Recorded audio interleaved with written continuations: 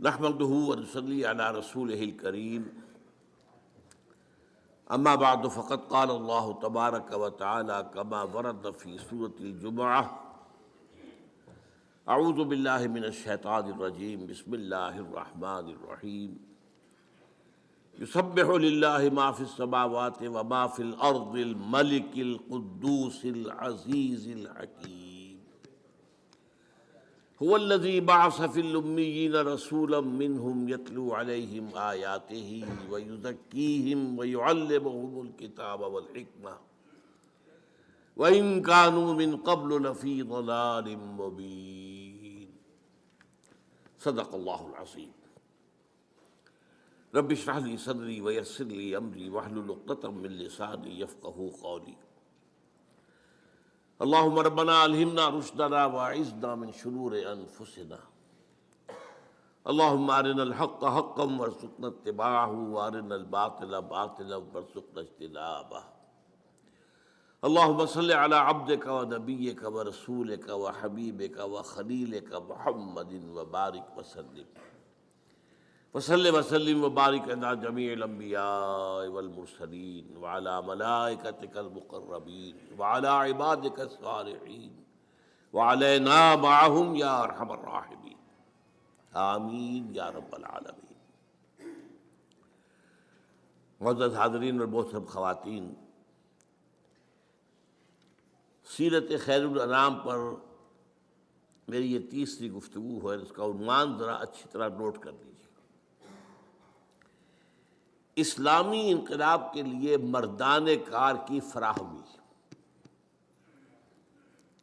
انقلاب مرد لائیں گے نا، رجال، مردان کار کہاں سے آئے؟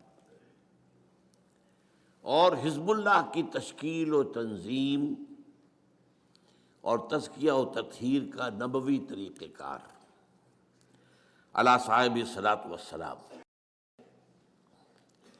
اب تک جو دو ہمارے خطبے ہو چکے ہیں، پہلا خطبہ کچھ زیادہ بنیادی علمی تھا کہ جو اسلام کا فلسفہ ہے ایمان، اس میں نبوت اور رسالت پر ایمان کا مقام کیا ہے، لاجک کیا ہے۔ دوسرے میں ہم نے بات کی کہ نبوت اور رسالت حضور کی شخصیت میں اپنے تکمیل کے مرحلے کو پہنچی، اس کے مظاہر کیا ہیں۔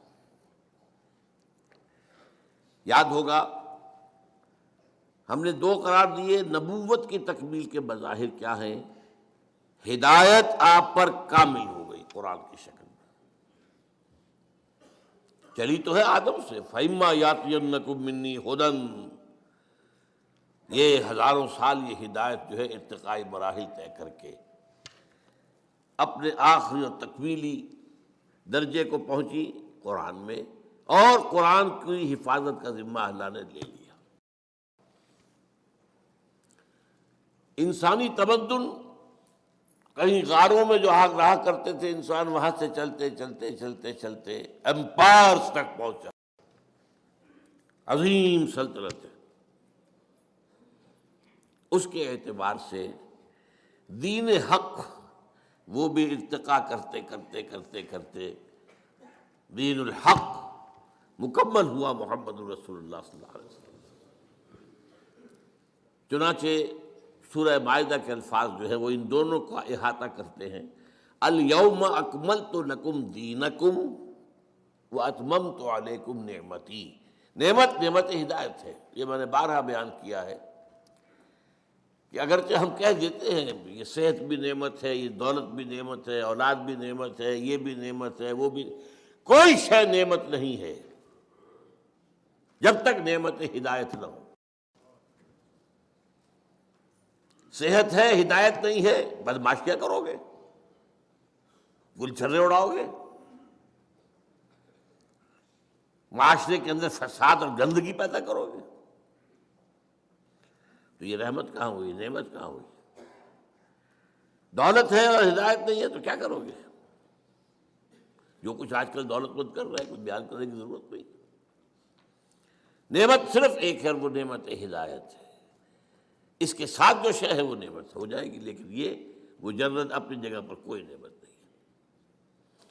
تو وہ نعمت ہدایت جو ہے اس کی مکمل ہو گئی۔ نعمتی الیوم اکملت لکم دینکم واتممت علیکم نعمتی ورضیت لکم الاسلام دینا۔ دوسری بات جو ہم نے سمجھی وہ کیا تھی کہ رسالت کی تکمیل کا مظہر کیا ہے؟ وہ تو نبوت کے دو پہلو ہوئے نا، ہدایت دی گئی کامل ہو گئی، دین حق دیا گیا کامل ہو گیا۔ دس از گیون، یہ تو اللہ تعالیٰ کی طرف دیا گیا۔ میں نے بتایا تھا نا، دو ہاتھ جوڑ کر ایک شخصیت نبی بھی ہے رسول بھی ہے۔ نبی یہ اینٹینا ادھر ہے آسمان سے وہی لے رہا ہے وہ، اور دوسرا اینٹینا نیچے جا رہا ہے، یہ بوسٹرز کے جو ہوتے ہیں، یہ پہنچانے کا ہے، لوگوں تک پہنچانے کا ہے۔ یہ رسالت ہے، اللہ سے لینا ہے، لوگوں تک پہنچانا ہے۔ اس پہنچانے کی تکمیل کس کا مظہر کیا ہے؟ نمبر ایک، دین حق کی صرف تبلیغ نہیں، اس کو قائم کرو، اور نمبر دو، یہ صرف عرب پر نہیں پوری دنیا پر قائم کرو۔ یہ چار مظہر ہیں نبوت و رسالت کی تکمیل کے۔ اب آج کا جو جملہ ہے سمجھیے، اس کا مطلب کیا ہے کہ نبی اکرم صلی اللہ علیہ وسلم کو اللہ نے جو رول اسائن کیا وہ ریولوشنری رول ہے، وہ انقلابی عمل ہے۔ کوئی نظام کہیں قائم کرنا ظاہر بات ہے، اس کے لیے پری ریکویزٹ کیا ہوگا کہ پہلے سے جو نظام ہے اسے اکھاڑ کر پھینکا جائے، ورنہ تو نہیں قائم کر سکتے۔ نظام دو نہیں ہو سکتے ایک جگہ، مذہب 100 بھی ہو سکتے ہیں، نظام ایک ہی ہوگا۔ دوسری بات کیا اہم ہے، کوئی جگہ ویکوم نہیں ہے نظام کے اعتبار سے، کوئی نہ کوئی نظام تو ہے وہاں۔ بادشاہت کا نظام ہے، جمہوریت کا نظام ہے، سرمایہ داری کا نظام ہے، کمیونزم کا نظام ہے، قبائلی نظام ہے، وہ اور جو جاگیرداری نظام ہے، کوئی نہ کوئی نظام تو ہے، فوجی نظام ہے۔ تو دو باتیں، کوئی جگہ ایسی نہیں جہاں کوئی نظام نہ ہو، اور کسی جگہ پر بھی نیا نظام لانے کے لیے پہلے نظام کو اکھاڑ کر پھینکنا ضروری ہے۔ اسی کا نام ریولوشن ہے۔ یہی وجہ ہے کہ حضور کے لیے قرآن میں 3 مرتبہ وہ الفاظ آئے جو ہم پڑھ چکے ہیں، هو الذی ارسل رسولہ بالہدی ودین الحق لیظہرہ علی الدین کلہ۔ باقی حیثیت حضور کی اور باقی انبیاء کی مشترک ہے، سب بشیر بھی ہیں، سب نذیر بھی ہیں، سب داعی اللہ بھی ہیں، سب اپنے اپنے مقام پر سراج منیر بھی ہیں، سب شاہد بھی ہیں۔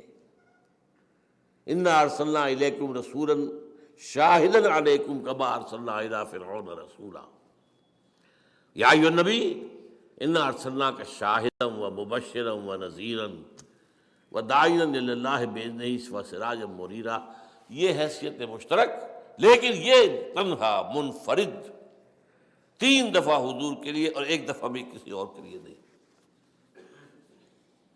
وہی ہے اللہ جس نے بھیجا اپنے رسول کو الہدیٰ دے کر، دین حق دے کر، تاکہ غالب کرے اسے پورے کے پورے نظام پر۔ اب میں آپ کو بتا چکا ہوں، اس آیت کو شاہ ولی اللہ دہلوی نے کہا ہے یہ پورے قرآن کا عمود ہے۔ قرآن سمجھ میں نہیں آئے گا جب تک یہ آیت نہیں سمجھو گے۔ اور میری کوئی حیثیت نہیں، لیکن میں ایک بات عرض کر رہا ہوں، سیرت ہرگز سمجھ میں نہیں آئے گی جب تک کہ یہ آیت نہیں سمجھے گا۔ گویا کہ شاہ ولی اللہ کے نزدیک یہ قرآن کا عمود، میرے نزدیک یہ سیرت کی کلید ہے۔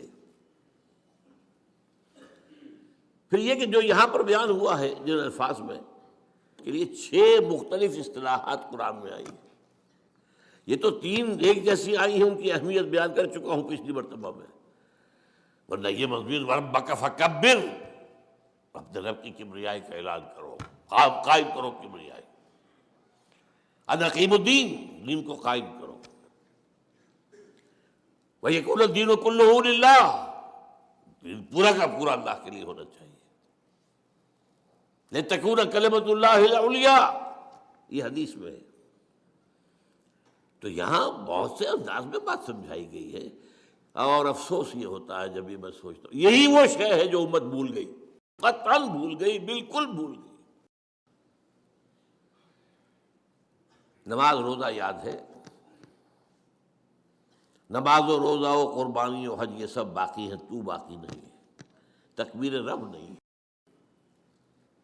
اب آئیے اس بات پر، انقلاب کسے کہتے ہیں؟ It's very important. دیکھیے ویسے تو یہ انقلاب کا لفظ کسی بھی شے کے ساتھ لگا دیں، علمی انقلاب، صنعتی انقلاب، اسی طریقے سے کلچرل ریولوشن، بے شمار۔ لیکن اصل میں انقلاب جس سے کہ ہم بحث کر رہے ہیں، اور جو کہ پولیٹیکل سائنس میں انقلاب کہلاتا ہے،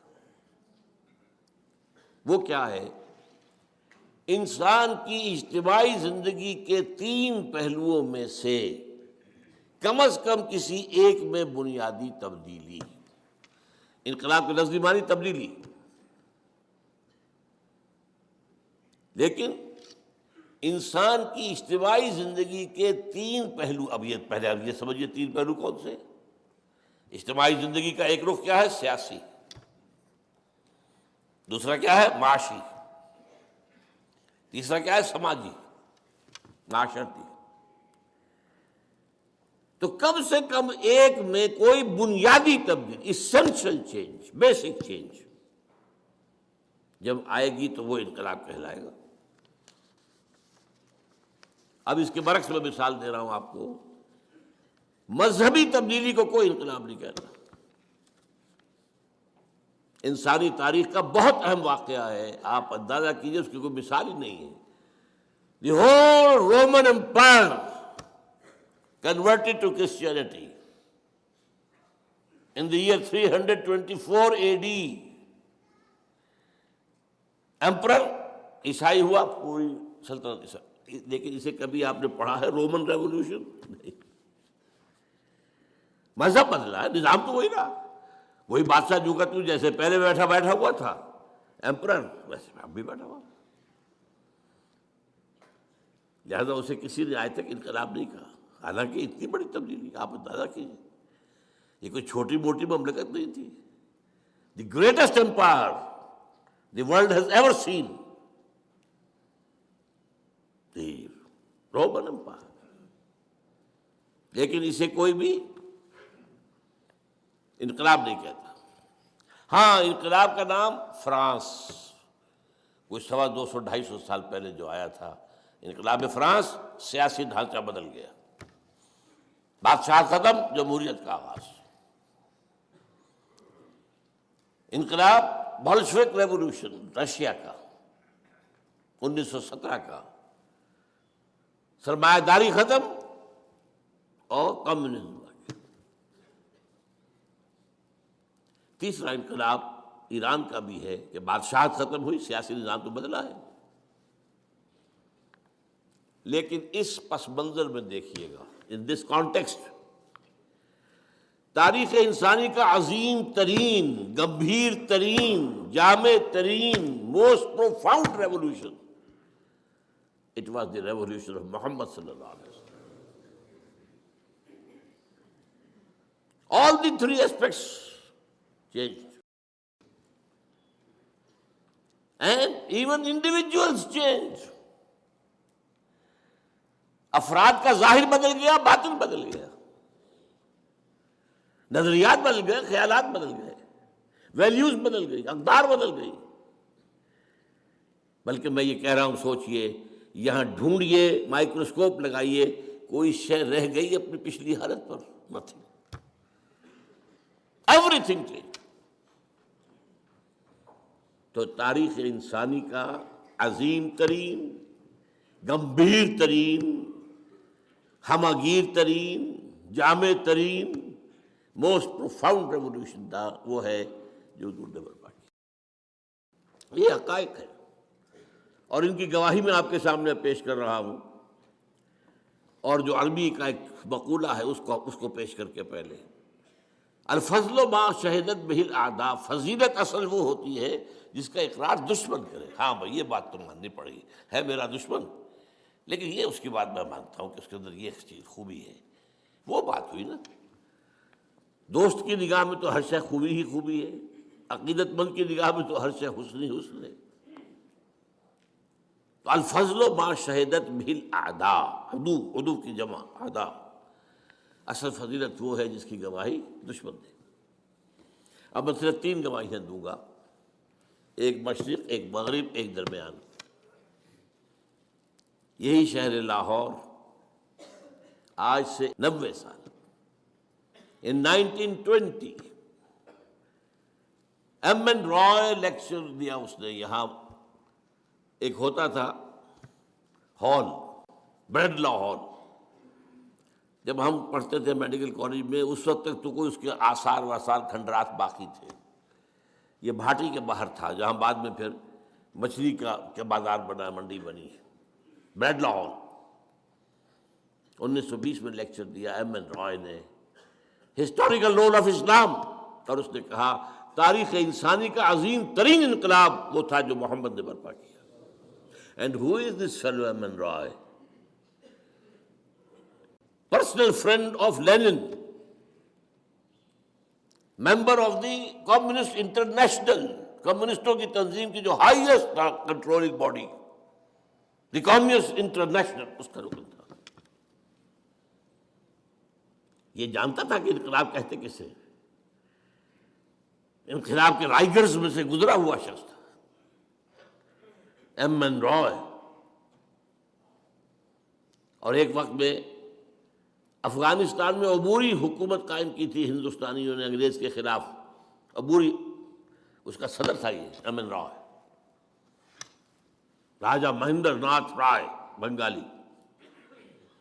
اور اس نے تو کمال ہی کیا اصل میں جو دلیل دی ہے کہ بعض لوگ سمجھتے ہیں کہ یہ عربوں کی، حضور کے صحابہ کی جو فتوحات تھی ایسی تھی جیسے اور یہ دنیا کے اندر ہمیشہ صحراؤں سے یا جو سطح مرتفع کے علاقے ہوتے ہیں جہاں کھانے کو کچھ نہیں ہوتا، وہاں سے لوگ نکل کے اور جو سیٹلڈ ایریاز ہوتے ہیں، زرخیز علاقے ہوتے ہیں، ان پر حملہ کرتے ہیں، مارتے ہیں، کوٹتے ہیں، لوٹتے ہیں، لے کے بھاگ جاتے ہیں.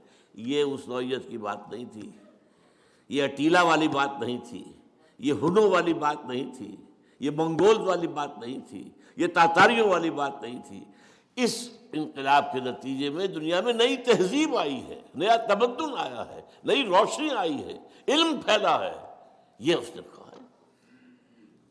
اور یہ کتاب آج بھی دنیا میں شائع ہو رہی ہے، لیکن ممبئی میں، یہاں کوئی نہیں جانتا، کسی کو دلچسپی نہیں. Historical role of Islam. اب آئیے درمیان میں H G Wells. H G Wells جو ہے ویسے شاطم رسول ہے، گالیاں دی ہیں اس نے حضور کو، بالکل رشدی کی طرح اور تسلیمہ نسرین کی طرح. جنہوں نے حملے فیملی لائف پر، ازواج مطہرات کا. لیکن اس کی دو کتابیں ہیں بہت اہم ہیں ویسے، تاریخ عالم پر، a short history of the world and a concise history of the world. Concise ذرا بڑی ہے، شارٹ چھوٹی ہے. Concise history of the world میں جب وہ آتا ہے، کنکلوڈ کرتا ہے حضور کے چیپٹر کو اور خطبہ حجۃ الوداع کی نقل کرتا ہے کہ لا فضل لعربی علی عجمی ولا لعجمی علی عربی ولا لاسود علی احمر ولا لاحمر علی اسود الا بالتقوی. کوئی فضیلت نہیں کسی عرب کو کسی عجمی پر، کسی عجمی کو کسی عرب پر، کسی گورے کو کسی کالے پر، کسی کالے کو کسی گورے پر، الا بالتقوی. And now remember the words. Although the sermons of human fraternity, equality and freedom، 3 الفاظ یاد رکھیے. یہ ہمارے ہاں جو لیڈروں کی تقریروں کے اندر 3 الفاظ دہرائے جاتے ہیں بار بار. یہی تو ویلیوز ہے، فریڈم، فریٹرنیٹی، ایکوالٹی، مساوات، اخوت، حریت. Although the sermons of human fraternity, equality and freedom were said before also, and we have a lot of such sermons in Jesus of Nazareth، مسیح ناصری حضرت عیسیٰ علیہ السلام، جس کو خدا کا بیٹا مانتا ہے. وہ آج تو مسیح نے بھی بہت کہے تھے، کوئی شک نہیں ہے، but it must be admitted that it was Muhammad sallallahu alaihi wasallam who for the first time in history established a society based on these principles. اب بتائیے جادو وہ جو سر چڑھ کر بولے، لیکن ایک بات نوٹ کر لیجئے، ممکن ہے آپ یہ ایچ جی ویلز کی کنسائز ہسٹری لے کر تلاش کریں، نہیں ملے گا آپ کو یہ پیسے، اب نکال دیا گیا ہے، کیونکہ یہ تو نئے ایڈیشن آتے ہیں کیا، وہ ایچ جی ویل کو تو مرے ہوئے بہت عرصہ ہو گیا، جو اب نئے ایڈیٹرز ہوتے ہیں وہ چینج کرتے رہتے ہیں۔ لیکن آپ چاہیں میری بات کی توثیق تو پنجاب لائبریری سے پرانا نسخہ نکالیے اور دیکھیے۔ تیسرا ڈاکٹر مائیکل ہارٹ، وہ تو میں نے کئی دفعہ بیان کیا ہے، a selection and gradation of the 100 most influential personalities of human history۔ تاریخ انسانی کا دھارا بہہ رہا ہے، کچھ عرصے کے بعد اس کا کوئی رخ مڑ گیا، کس نے موڑا؟ کسی آدمی نے موڑا، کسی فلسفی نے، کسی انقلابی نے، خود تو نہیں مڑتا، پھر دیکھا پھر مڑ گیا، پھر مڑا۔ یہ جو تاریخ کے دھارے کے رخ کو موڑنے والے ہیں، پہلے سلیکٹ کر لیا گیا، یہ ہے، یہ ہے، یہ ہے، یہ ہے، یہ 100۔ ان میں گریڈیشن، پہلے سب سے زیادہ کس نے موڑا، پھر کس نے، پھر کس نے، پھر کس نے، a selection and gradation of the 100 most influential personalities of human history, اور وہ لاتا ہے حضور کو نمبر 1۔ عیسائی ہے، حضرت عیسیٰ کو لے گیا نمبر 3 پر، بیچ میں لایا نیوٹن کو، سائنس کا، یوں سمجھیے کہ جدید فزکس کا بابا آدم، اس لیے کہ ساری ٹیکنالوجی اور سائنس کی ترقی تو وہاں سے ہے، اور کہتا ہے naturally I O an explanation, مجھے اس کی وجہ بیان کرنی پڑے گی کہ میں نمبر 1 پر لے آیا محمد کو صلی اللہ علیہ وسلم، عیسیٰ 3 پر، 50ویں پہ حضرت عمر کو بھی لے کے آیا بس۔ لیکن کہتا ہے مجھے تو وجہ بیان کر، this is because he is the only person supremely successful in both the religious and the secular fields. یہ اس لیے ہے کہ ایک ہی شخص ہے تھا پوری تاریخ میں جو انسانی زندگی کے دونوں میدانوں میں یکساں اور انتہائی اونچا ہے۔ اور یہ آج کا کانسیپٹ ہے کہ زندگی کے 2 حصے ہیں، ایک سیکولر لائف ہے اور ایک مذہبی زندگی۔ مذہبی زندگی میں آپ آزاد ہیں، آپ کتے کو پوجیں، بلی کو پوجیں، کسی کو پوجیں، اعلیٰ تناسل کو پوجیں، جو چاہے پوجیں، یو کین ڈو۔ ایک خدا کو مانو، 2 کو مانے، 10 کو مانے، 1000 کو مانے، کسی کو نہ مانے، یہ ریلیجن آزادی ہے آپ کو بھائی۔ لیکن ایک ہے سیاست، ریاست، قوم، ملک، قانون، ایک یہ۔ وہ کہتا ہے جتنے بڑے آدمی نظر آئے مجھے، وہ یا ادھر اونچا ہے تو ادھر کچھ بھی نہیں، ادھر ٹھکنا سا ہے، بونا سا ہے، ادھر اونچا ہے تو ادھر کچھ نہیں۔ اب عیسیٰ ہے، کتنا بڑا مذہب ہے، حکومت و ریاست میں کوئی ایک دخل ہی نہیں، قدم نہیں رکھا۔ گوتم بدھ کتنا بڑا، حکومت و ریاست 0۔ سکندر اعظم بہت بڑا فاتح، اخلاق اور روحانیت میں 0 نہیں، مائنس ویلیو، یہی ہوگا نا۔ تو یہ ہے، میں نے 3 گواہیاں آپ کے سامنے پیش کی ہیں۔ اب اگلا پوائنٹ ہے میرا، انقلاب برپا کرنا نہایت مشکل کام، یہ کھیل نہیں ہے، یہ کوئی ہابی نہیں ہے۔ دی موسٹ ڈیفیکلٹ ورک نظام کو بدلنا ہے۔ اس کی وجہ کیا ہے؟ دیکھیے، ایک ہوتی ہے دعوت، تبلیغ، مشنری ورک ہو رہا ہے، ہمارے تبلیغی بھائی گھوم رہے ہیں، بسترے اٹھائے ہوئے ہیں، کہاں کہاں جا رہے ہیں، راتوں کو مسجدوں میں سو رہے ہیں۔ دعوت اور تبلیغ میں بھی محنت تو ہے، مشقت تو ہے، جان و مال کا خطرہ نہیں ہے۔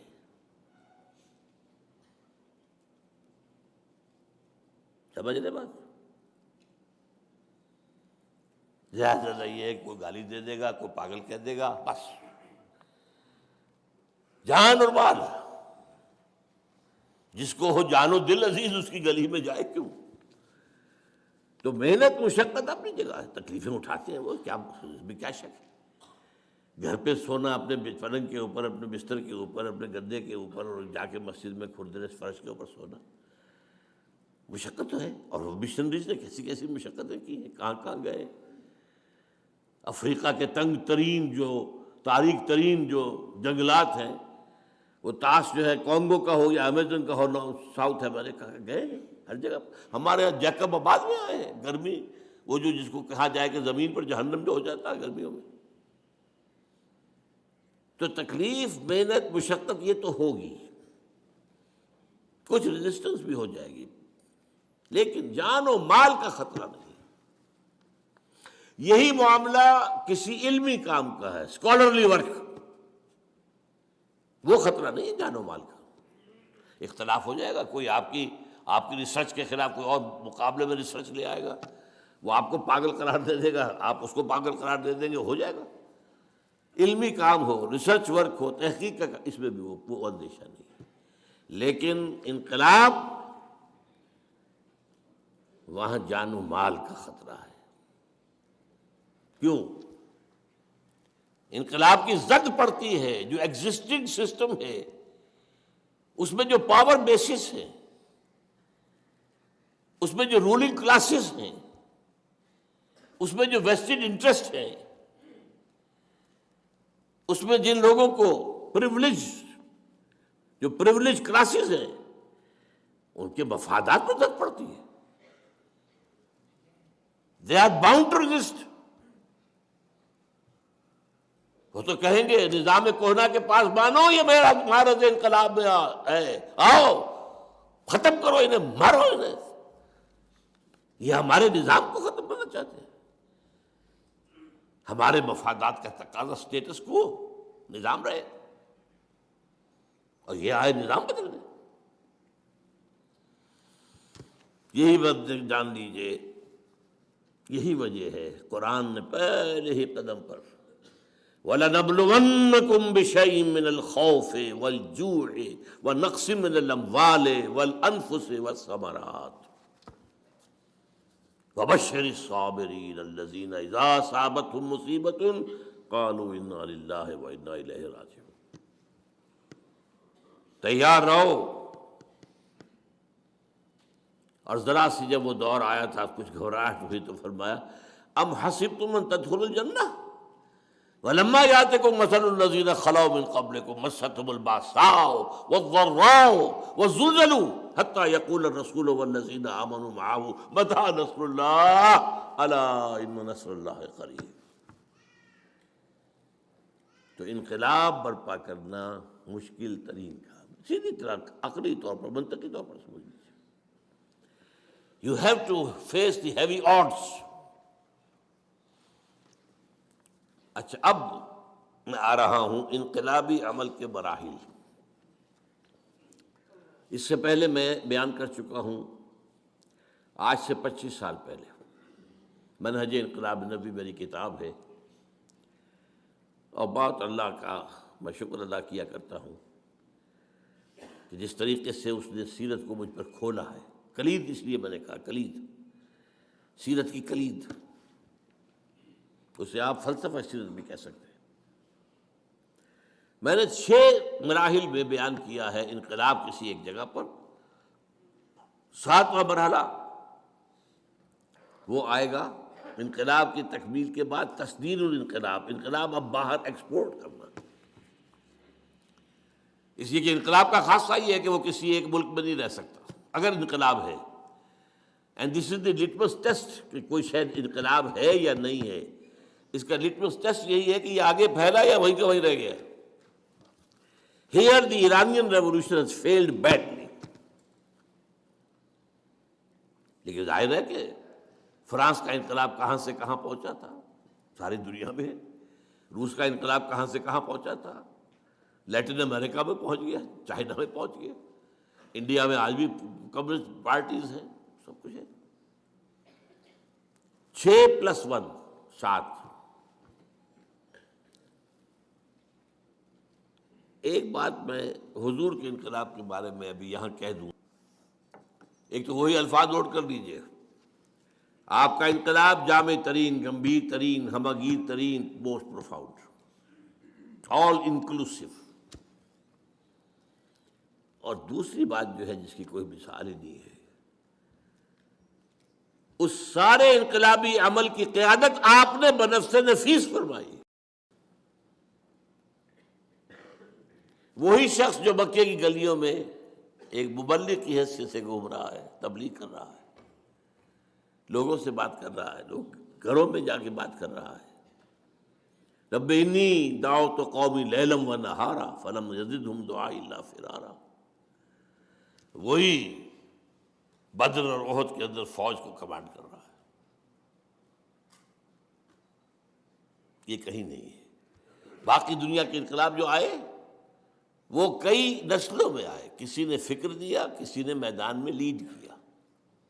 والٹر اور روسو جمہوری انقلاب جو تھا اس کا فرانس کا، میدان میں ان کا کوئی رول ہی نہیں. دیور ڈیسک ورکرز، لکھتے تھے بس بیٹھ کے. Marx and Engels desk workers, کتاب لکھ دی ڈاس کے بیٹا. انقلاب تو نہ جرمنی میں آیا نہ انگلینڈ میں آیا، کتاب وہاں لکھی گئی تھی، کچھ جرمنی میں لکھی تھی، کچھ جا کے انگلستان میں لندن میں مکمل کی. انقلاب آیا روس میں. لہذا انقلابی عمل اگر معلوم کرنا ہو، واحد source, this only source of a true revolutionary process is the سیرہ آف محمد صلی اللہ علیہ وسلم. سارے مراحل موجود ہیں. اب میں کہہ رہا ہوں، اب میں آج جو ہے اس کو مختصر کر کے دو مرحلوں میں بیان کر رہا ہوں، 2+1، دو انقلاب برپا کرنے کا مراحل اور ایک پھر اس کا ایکسپورٹ ہونا. اقبال کے دو شعر میں نے بہت سنائے ہیں، آج پھر سن لیجیے. اقبال جس طریقے سے کہ انقلاب کا داعی تھا، اگرچہ وہ میدان کا آدمی نہیں تھا، he was not a man of the field، مفکر، وہ اس کی تصویر وہی ہے سب سے اعلیٰ جو سر جھکائے. لاکھ حکیم سر بجیب ایک کلیم سر بکف. وہ کلیم نہیں تھا، حکیم تھا، لیکن اس کی حکیمی جو ہے، ذرا دیکھیے کس قدر الفاظ کے اندر تلخی ہے، تلخی. خواجہ از خون رگے مزدور سازد لال ناب. یہ سرمایہ دار، کارخانے دار، مزدور کی رگوں میں دوڑنے والے سرخ خون کو کشید کرتا ہے اپنی سرخ شراب جو بیٹھ کر پیتا ہے وہ شام کو. خواجہ از خون رگے مزدور سازد لال ناب، از دفاع دہ خدایا کشت دہقانہ خراب. اور یہ زمیندار اور جاگیرداروں کے ظلم و ستم سے دہقان کی کھیتی برباد ہو گئی. انقلاب انقلاب انقلاب، بڑی پیاری نظم اس کی. لیکن جو کیفیت ایک خاص ہے، اور وہ کس مقام پہ اس وقت تھا، یہ کہاں تھا اس وقت جو یہ بات کر رہا ہے. گفتند اللہ نے مجھ سے کہا، گفتند جہان ماں آیا بے تمہیں سازد. اے اقبال، ہم نے جس دنیا میں تمہیں بھیجا ہے، اپنی دنیا، ہماری دنیا ہے، تمہیں پسند آئی؟ گفتم کے تمہیں سازد. نہیں، ظلم ہے یہاں تو انسان کا خون چوس رہا ہے، خون پی رہا ہے، ظلم ہو رہا ہے. گفتند کے برہمزن، اچھا تو توڑ دو پھوڑ دو. یہ توڑ دو پھوڑ دو کا لفظ ہے کہ جو آیا ہے شاہ ولی اللہ کے ہاں، فک و کل نظام، پورے نظام کو توڑ دینا. یہ دین الحق کا اظہار جو ہے، جس کو وہ عمود کہتے ہیں، پورے نظام، فک کھول دینا. یہ پورا نظام جو ہے ایک وحدت ہوتا ہے، جڑا ہوا ہے ایک دوسرے کے ساتھ. فک و کل نظام، توڑ دو پھوڑ دو. توڑ دے پھوڑ دے کیسے؟ با نشہ درویشی در ساز و دمادم زن. پہلے تو ذرا درویشی کے ساتھ سازگاری اختیار کرو. دعوت ہے، تبلیغ ہے، انذار ہے، تبشیر ہے، وعظ ہے، نصیحت ہے، اپیل ہے، دلیل ہے. کوئی پاگل کہہ دے سب کرو، کوئی کہہ دے شاعر ہے تو سب کرو، کوئی کہہ دے کہ یہ جھوٹ بول رہا ہے تو سب کرو، کسی کو جواب مت دو. تم پر پتھراؤ کیا جائے تو تم پھول پیش کرو، تمہیں گالیاں دی جائیں تو تم دعائیں دو، درویشی درویشی درویشی۔ یہ 12 برس حضور کے درویشی کے ہیں مکے کے، بانشہ درویشی در ساز و دمادم زن دمادم زن دمادم زن، لگے رہو لگے رہو لگے رہو لگے۔ چوں پختہ شوی خود را بر سلطنت جم زن، جب تیار ہو جاؤ تو پھر اپنے آپ کو سلطنت جم پر دے مارو، ٹکرا دو۔ تو 2 مرحلے ہیں۔ پہلے مرحلے کا نام ہے ایک جماعت کی تیاری، اے ٹرولی ریولیوشنری پارٹی،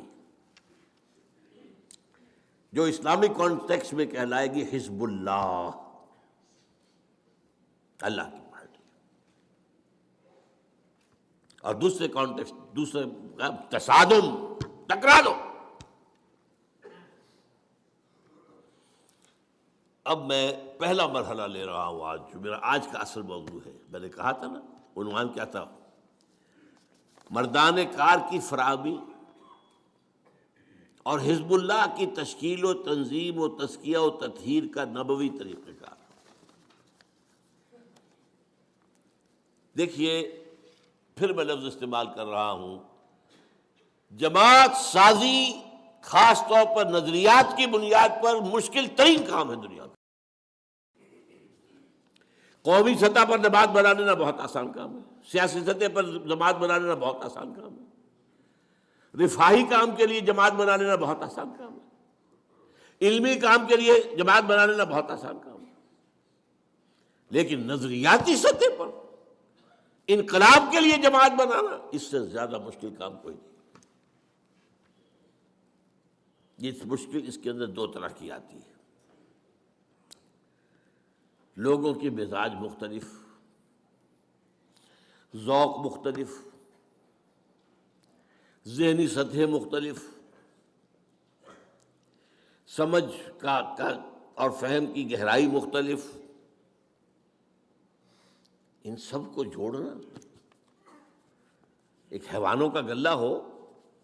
آپ نے دیکھا ہوگا پٹھان لوگ جو ہے کاغان واغان سے، جلا غازی خان سے کئی 100 بھیڑوں بکریوں کا غلہ چلا آ رہا ہے، ایک کتا ہوتا ہے ساتھ، ایک جو لے کے چل رہا لاٹھی اس کے ہاتھ میں ہے، اور ایک کتا، وہ کتا ادھر سے کوئی ذرا ادھر ادھر گیا ادھر، سب ٹھیک رہتا۔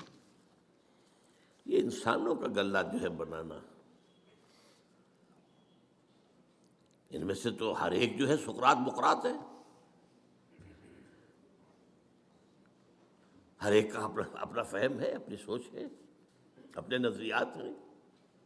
اور دوسری بات جو اس سے بھی مشکل ہے، ہر ایک کے اندر کوئی سچی یا جھوٹی خودی ہے، سچی بھی ہو سکتی ہے اور خامخواہ فن خواہ بنے ہوئے بھی ہوتے ہیں۔ یہ بڑا پیارا شعر سنا رہا ہوں آپ کو، بقدر پیمانہ تخیل سرور ہر شے میں ہے خودی کا، ہر چیز میں، میری خودی، میرا خیال، میرا نظریہ، جناب میرا نظریہ یہ ہے۔ بقدر پیمانہ تخیل سرور، اور سرور ہے، یہ نشہ ہے، سرور ہر شے میں ہے خودی کا،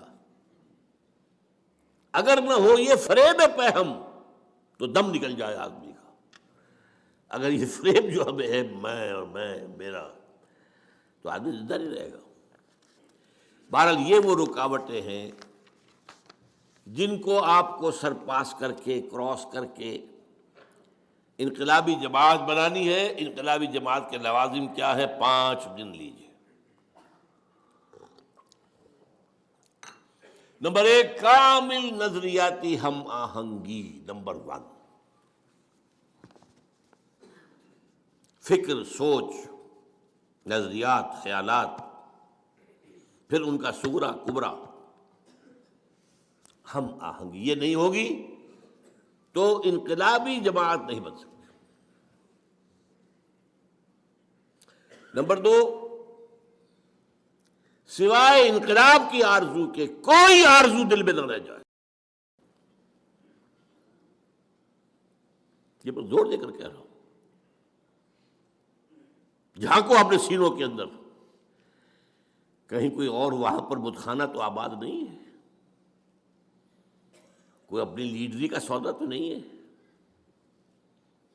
کوئی حکومت حاصل کرنے کا معاملہ تو نہیں ہے. شہادت ہے مطلوب و مقصود مومن، نہ مال غنیمت نہ کشور کشائی.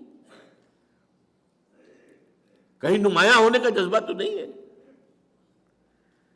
کہیں شہرت کے حصول کی آرزو تو نہیں ہے. سینے اور دل کا ہر آرزو سے پاک ہو جانا بہت مشکل کام ہے، بہت مشکل کام ہے. یہ محمد نے کیا ہے صلی اللہ علیہ وسلم. اب حضرت علی کا واقعہ جو آپ نے سنا ہے، کافر سے مقابلہ ہوا ہے، کافر کو زیر کر لیا ہے، اس کے سینے پر سوار ہیں، خنجر بھونکنے والے ہیں، وہ منہ پر تھوک دیتا ہے تو چھوڑ کر کھڑے ہو گئے. حیران ہے وہ. I have added insult to injury. یہ کیا ہوا؟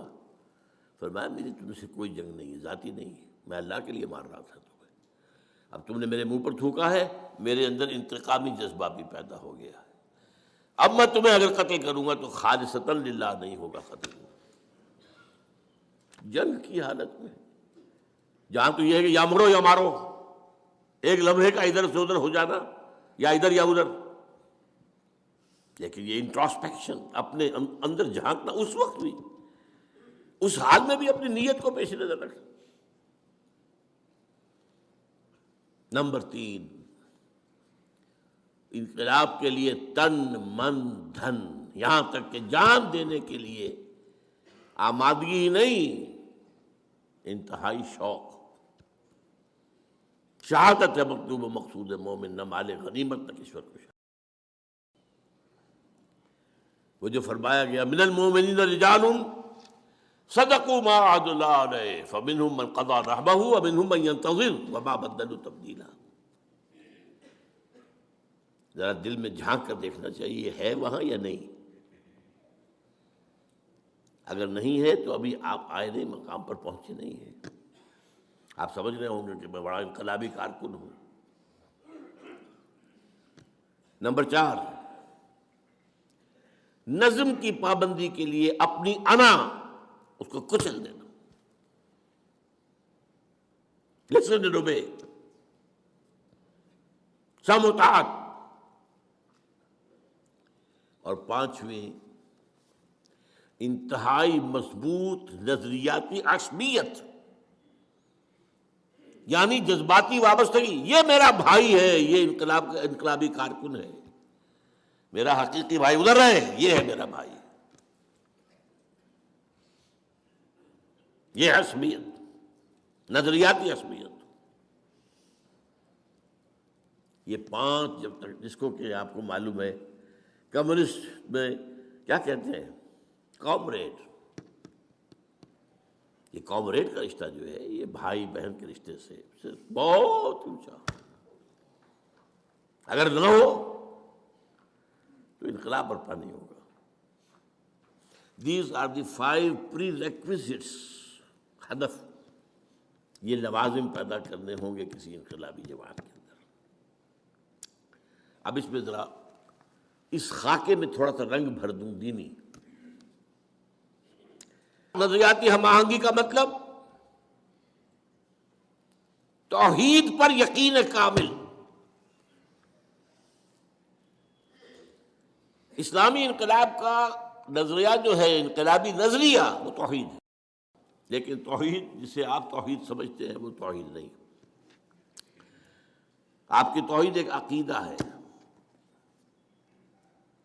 اور حقیقی توحید ایک انقلابی نظریہ ہے. اس کے 3 اسپیکٹس ہیں. وہ جو میں نے کہا تھا، انقلابی نظریہ وہ ہے جو ایگزسٹنگ کلیکٹیو سسٹم کے جو مختلف جڑیں ہیں ان کے جڑوں کے اوپر تیشہ بن کر گرے. سیاسی سطح پر ان الحکم الا للہ، حاکمیت فقط اللہ کی. انسانی حاکمیت کفر، شرک، بدترین شرک بدترین کفر، چاہے انڈیویجول ہو اور چاہے کلیکٹیو ہو۔ سروری زیبا فقط اس ذات بے ہمتا کو ہے، حکمراں ہے ایک وہی، باقی بتان آزری۔ یہ سیاست ہے۔ معیشت، ملکیت کا حق، ملکیت تامہ، ملکیت کاملہ صرف اس کا ہے۔ جو کچھ ہے اس کی ملکیت ہے، تمہاری نہیں ہے، تمہارے پاس امانت ہے۔ حاکمیت اللہ کے لیے، تمہارے لیے خلافت، ملکیت اللہ کے لیے، تمہارے لیے امانت۔ این امانت چند روزہ نزد ماست، در حقیقت مالک ہر شے خداست۔ یہ تو شیخ سعدی کہہ گئے، کتنے پہلے کہہ گئے۔ بندہ مومن امین، حق مالک است، اقبال کہتا امین۔ یہ جو حضرت شعیب کی قوم نے کہا تھا، اے شعیب تمہیں کیا ہو گیا، یہ تمہاری نماز جو ہے ہمیں روکتی ہے، ان نفعل فی اموالنا ما نشاء، ہمارا مال ہے ہم جو چاہے کریں، who are you؟ یہ کرو، یہ نہ کرو، یہ غلط ہے اور یہ صحیح ہے۔ اموالنا، ہمارا مال ہے، ان نفعل فی اموالنا ما نشاء، یہ آج کا کیپٹلزم ہے، مال، کیپٹل۔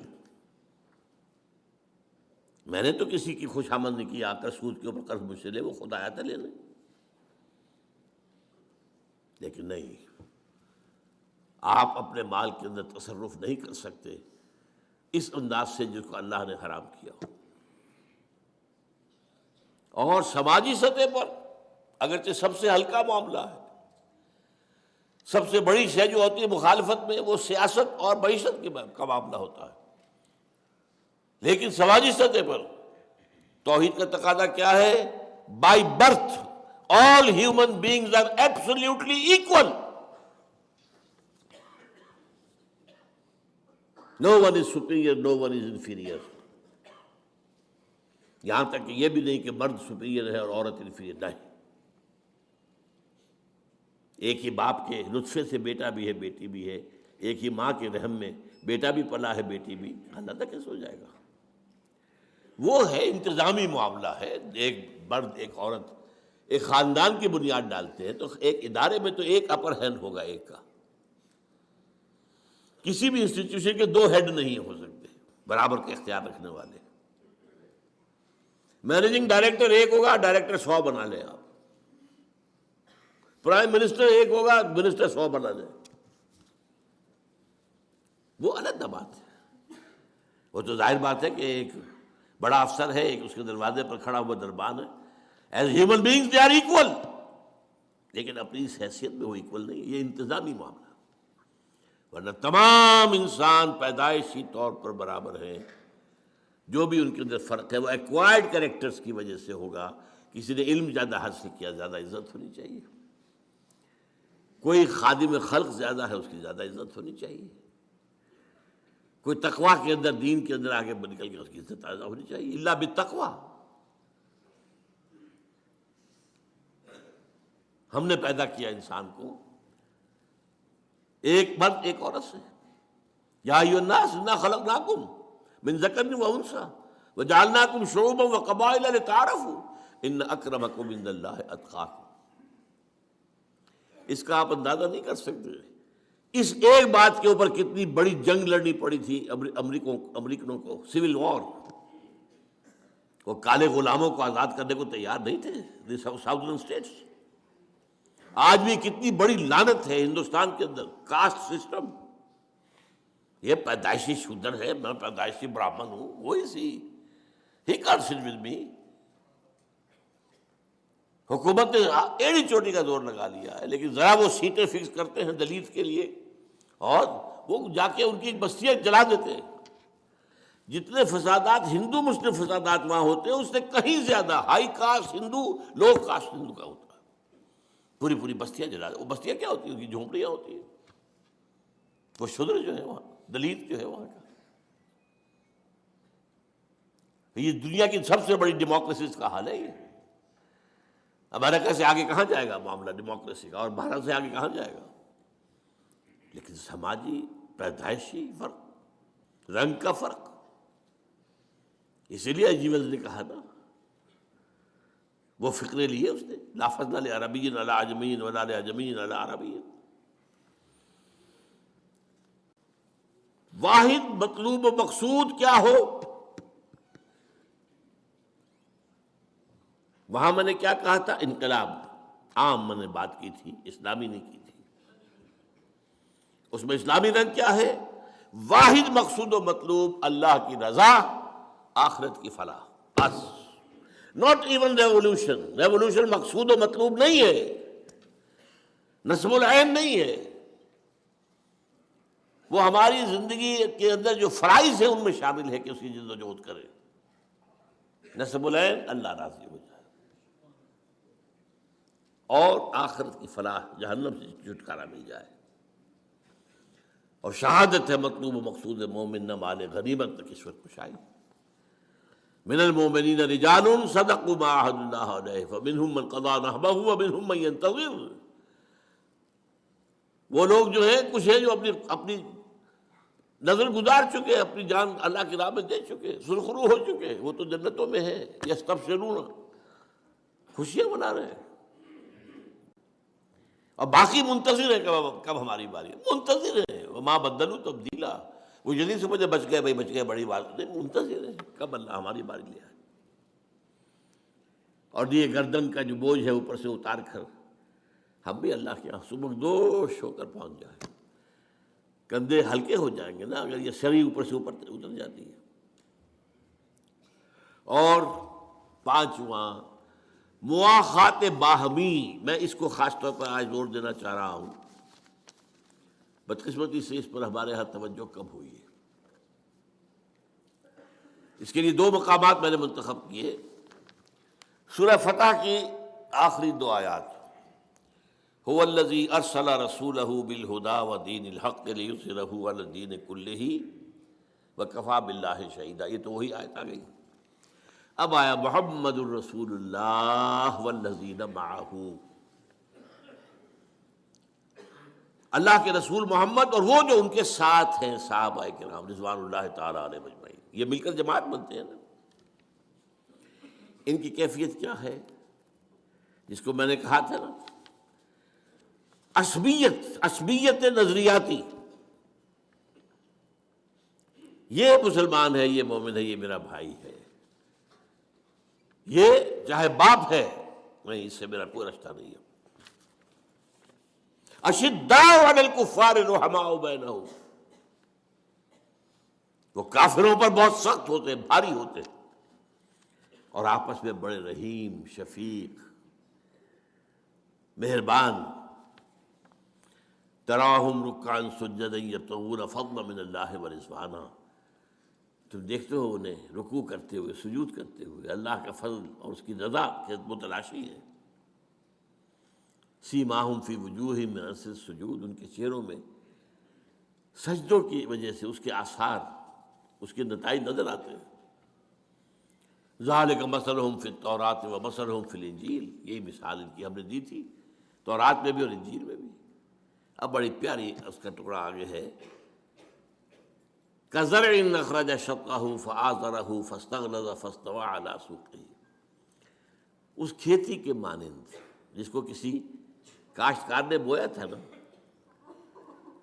لیکن جب وہ کھیتی اپچی ہے، ابری ہے، ذرا لہلہانے لگی ہے، جس نے اپنی سوئی نکالی، پھر اس سے ذرا گاڑھا کیا، پھر وہ اپنے نال پر کھڑی ہو گئی. یعجب الزراع لیغیظ بہم الکفار، وہ جو کاشتکار تھا اس کو تو کوئی سمجھ خوشیاں ہو رہی ہے، اس کا دل باغ باغ ہو رہا ہے میری محنت. وہ باغبان کون تھا؟ محمد صلی اللہ علیہ وسلم. اور صحابہ کی یہ کھیتی جب اپج رہی تھی تو ان کس کو سب سے بڑھ کر خوشی ہوئی.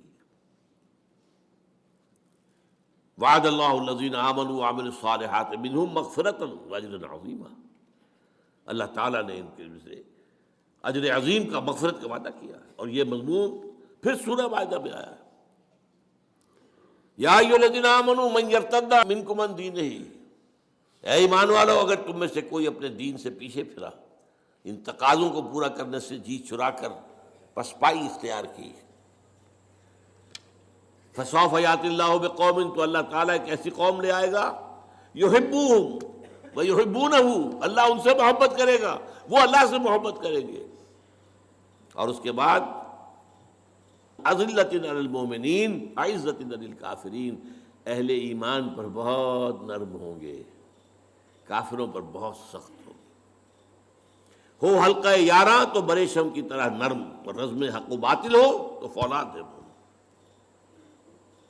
اس کے آخر میں فرمایا وَمَن يَتَوَلَّ اللَّهَ وَرَسُولَهُ وَالَّذِينَ آمَنُوا فَإِنَّ حِزْبَ اللَّهِ هُمُ الْغَالِبُونَ۔ جب تم اس معیار پر پورے اتر جاؤ گے کہ تمہاری ولایت، تمہارا دلی تعلق اللہ سے، رسول سے اور اہل ایمان سے ہوگا صرف، تو یہ حزب اللہ ہوگی، then you will qualify کہ تمہیں یہ خطاب دیا جائے، اور پھر اس حزب اللہ کے لیے اللہ کا وعدہ ہے کہ غالب ہو کر رہے۔ یہ 5 اسلامی انقلابی جماعت کے لوازم ہیں۔ اب آئیے قرآن کی طرف رجوع کرتے ہیں۔ فرد کی تبدیلی کے لیے قرآن کا پروگرام کیا ہے؟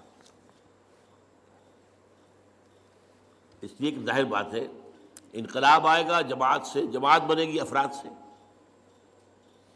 اسٹارٹنگ پوائنٹ کیا ہے ہمارا؟ فرد۔ فرد کی تبدیلی کے لیے قرآن مجید میں 4 اصطلاحات 4 دفعہ آئی۔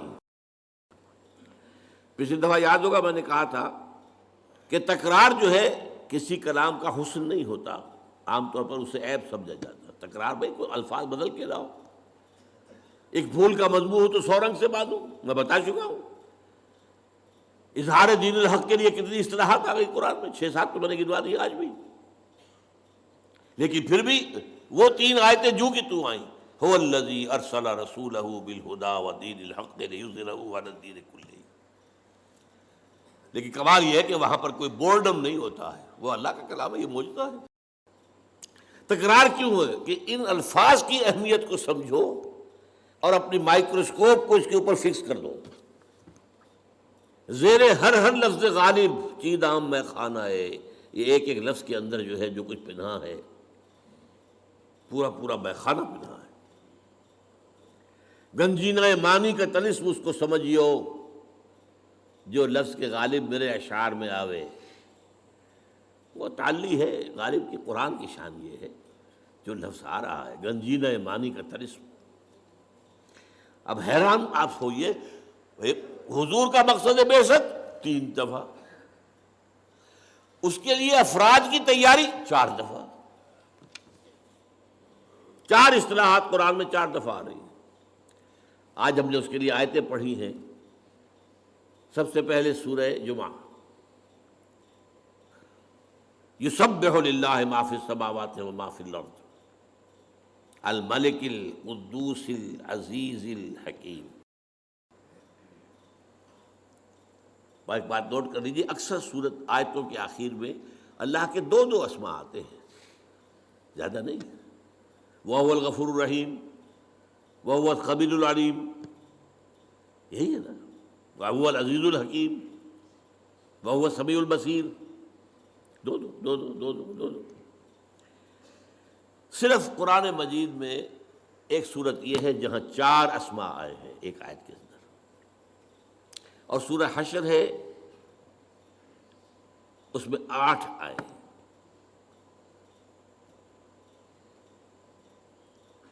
اور سورہ حدید ہے اس میں 4 آئے، هو الاول والآخر والظاہر والباطن۔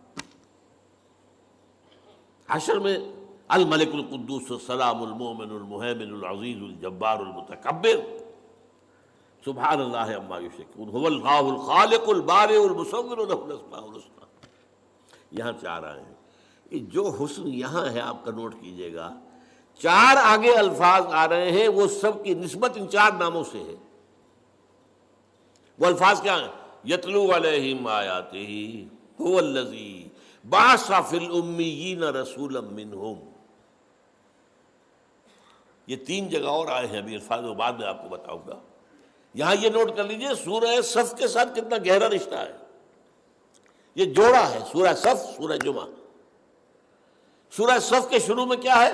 سبح للہ ما فی السماوات و ما فی الارض، اور جمعہ یسبح للہ ما فی السماوات و ما فی الارض۔ ایک میں ماضی آ گیا، ایک میں حال اور مستقبل دونوں آ گئے، زمانے کا احاطہ ہو گیا۔ ما فی السماوات و ما فی الارض مکان کا احاطہ ہو گیا، کون و مکان۔ اس کی مرکزی آیت هو الذی ارسل رسولہ بالہدی ودین الحق لیظہرہ علی الدین کلہ، اس کی مرکزی آیت هو الذی بعث فی الامیین رسولا منہم یتلو علیہم آیاتہ ویزکیہم ویعلمہم الکتاب والحکمہ۔ اور جو چار نام ہیں اللہ کے، الملک، بادشاہ کا فرمان کو پڑھ کر سنا رہا ہے، یہ ہے یتلو علیہم آیاتہ۔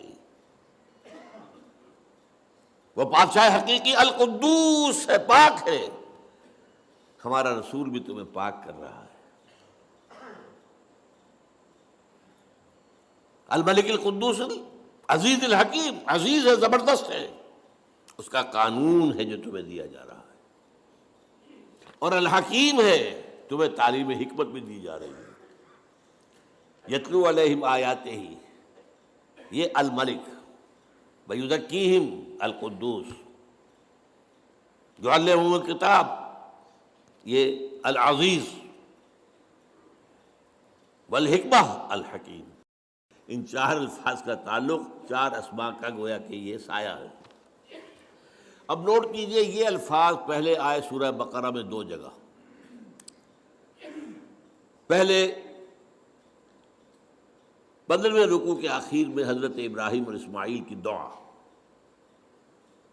جب وہ بنیادیں اٹھا رہے تھے خانہ کعبہ کی، تو جو دعا مانگی ان میں سے ایک یہ بھی تھی، پروردگار ہماری جو نسل یہاں آباد ہوگی تیرے اس گھر کے پاس، ربنا وبعث فیہم رسولا منہم، ان میں اپنا ایک رسول اٹھائیے انہی میں سے، کیا کرے گا؟ یتلو علیہم آیاتہ ویعلمہم الکتاب والحکمۃ ویزکیہم۔ چار آئے، کوئی چیز، تھوڑا سا فرق ہے، ترتیب مختلف ہے، میں بعد میں بات کروں گا۔ دو رکوعوں کے بعد آ گیا اعلان، دیکھو یہ تمہارے باپ ابراہیم اور اسماعیل کی دعا کا ظہور، محمد آ گئے تمہارے پاس صلی اللہ علیہ وسلم۔ کما ارسلنا فیکم رسولا منکم یتلو علیکم آیاتنا ویزکیکم ویعلمکم الکتاب والحکمہ۔ وہی چار چیزیں۔ سورہ بقرہ کا جوڑا ہے سورہ آل عمران، اس میں پھر آ گیا لقد من اللہ علی المؤمنین اذ بعث فیہم رسولا من انفسہم یتلو علیہم آیاتہ ویزکیہم ویعلمہم الکتاب والحکمہ۔ لیکن سب سے شاندار انداز میں ہے سورہ جمعہ، هو الذی بعث فی الامیین رسولا منہم یتلو علیہم آیاتہ ویزکیہم ویعلمہم الکتاب والحکمہ۔ اب یہاں اگر غور سے آپ نے سنا ہو تو آپ کو نظر آئے گا کہ ایک فرق ہے۔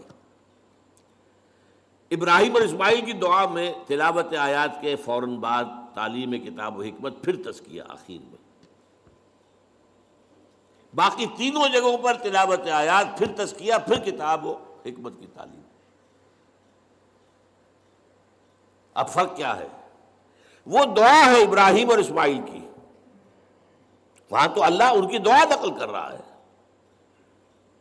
یہاں اللہ کی طرف سے آ رہا ہے، تو یقیناً یہ ترتیب زیادہ جو ہے امپرووڈ شمار ہوگی، اسے بھی ہم غلط نہیں کہیں گے، وہ بھی دو رسولوں کی بات ہے نا۔ ربنا وبعث فیہم رسولا منہم یتلو علیہم آیاتک ویعلمہم الکتاب والحکمۃ ویزکیہم، غلط تو نہیں ہے یہ۔ لیکن ایک بات معلوم ہو گئی، اس وقت ہائیسٹ ویلیو جو تھی وہ تزکیہ تھا، اب ہائیسٹ ویلیو حکمت ہے، کیونکہ تین جگہ اللہ کی طرف سے آ رہا ہے۔ 18واں رکوع سورہ بقرہ کا، پھر آل عمران، پھر سورہ جمعہ، وہاں تو یہ آ رہا هو الذی بعث فی الامیین رسولا منہم یتلو علیہم آیاتہ ویزکیہم ویعلمہم الکتاب والحکمہ۔ اب ان پر آئیے،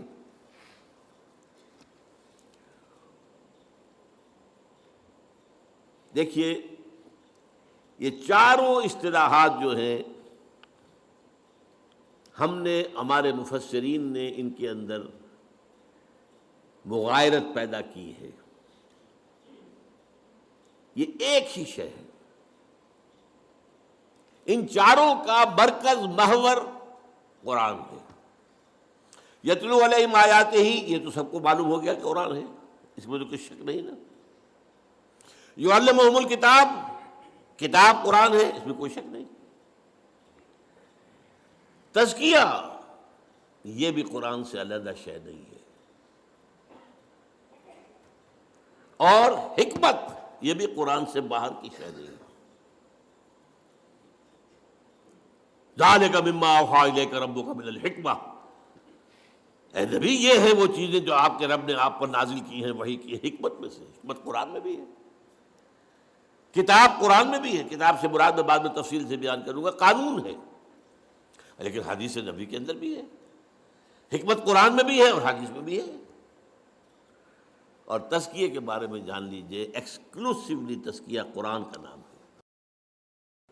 اب آئیے، یعنی یہاں ذرا حالی کا وہ شعر آپ یاد کر لیں کہ حضور کا اعلی انقلاب قرآن، لوگوں کو بدلنے کا ذریعہ قرآن، اتر کر ہرا سے سوئے قوم آیا اور ایک نسخہ کیمیا ساتھ آیا.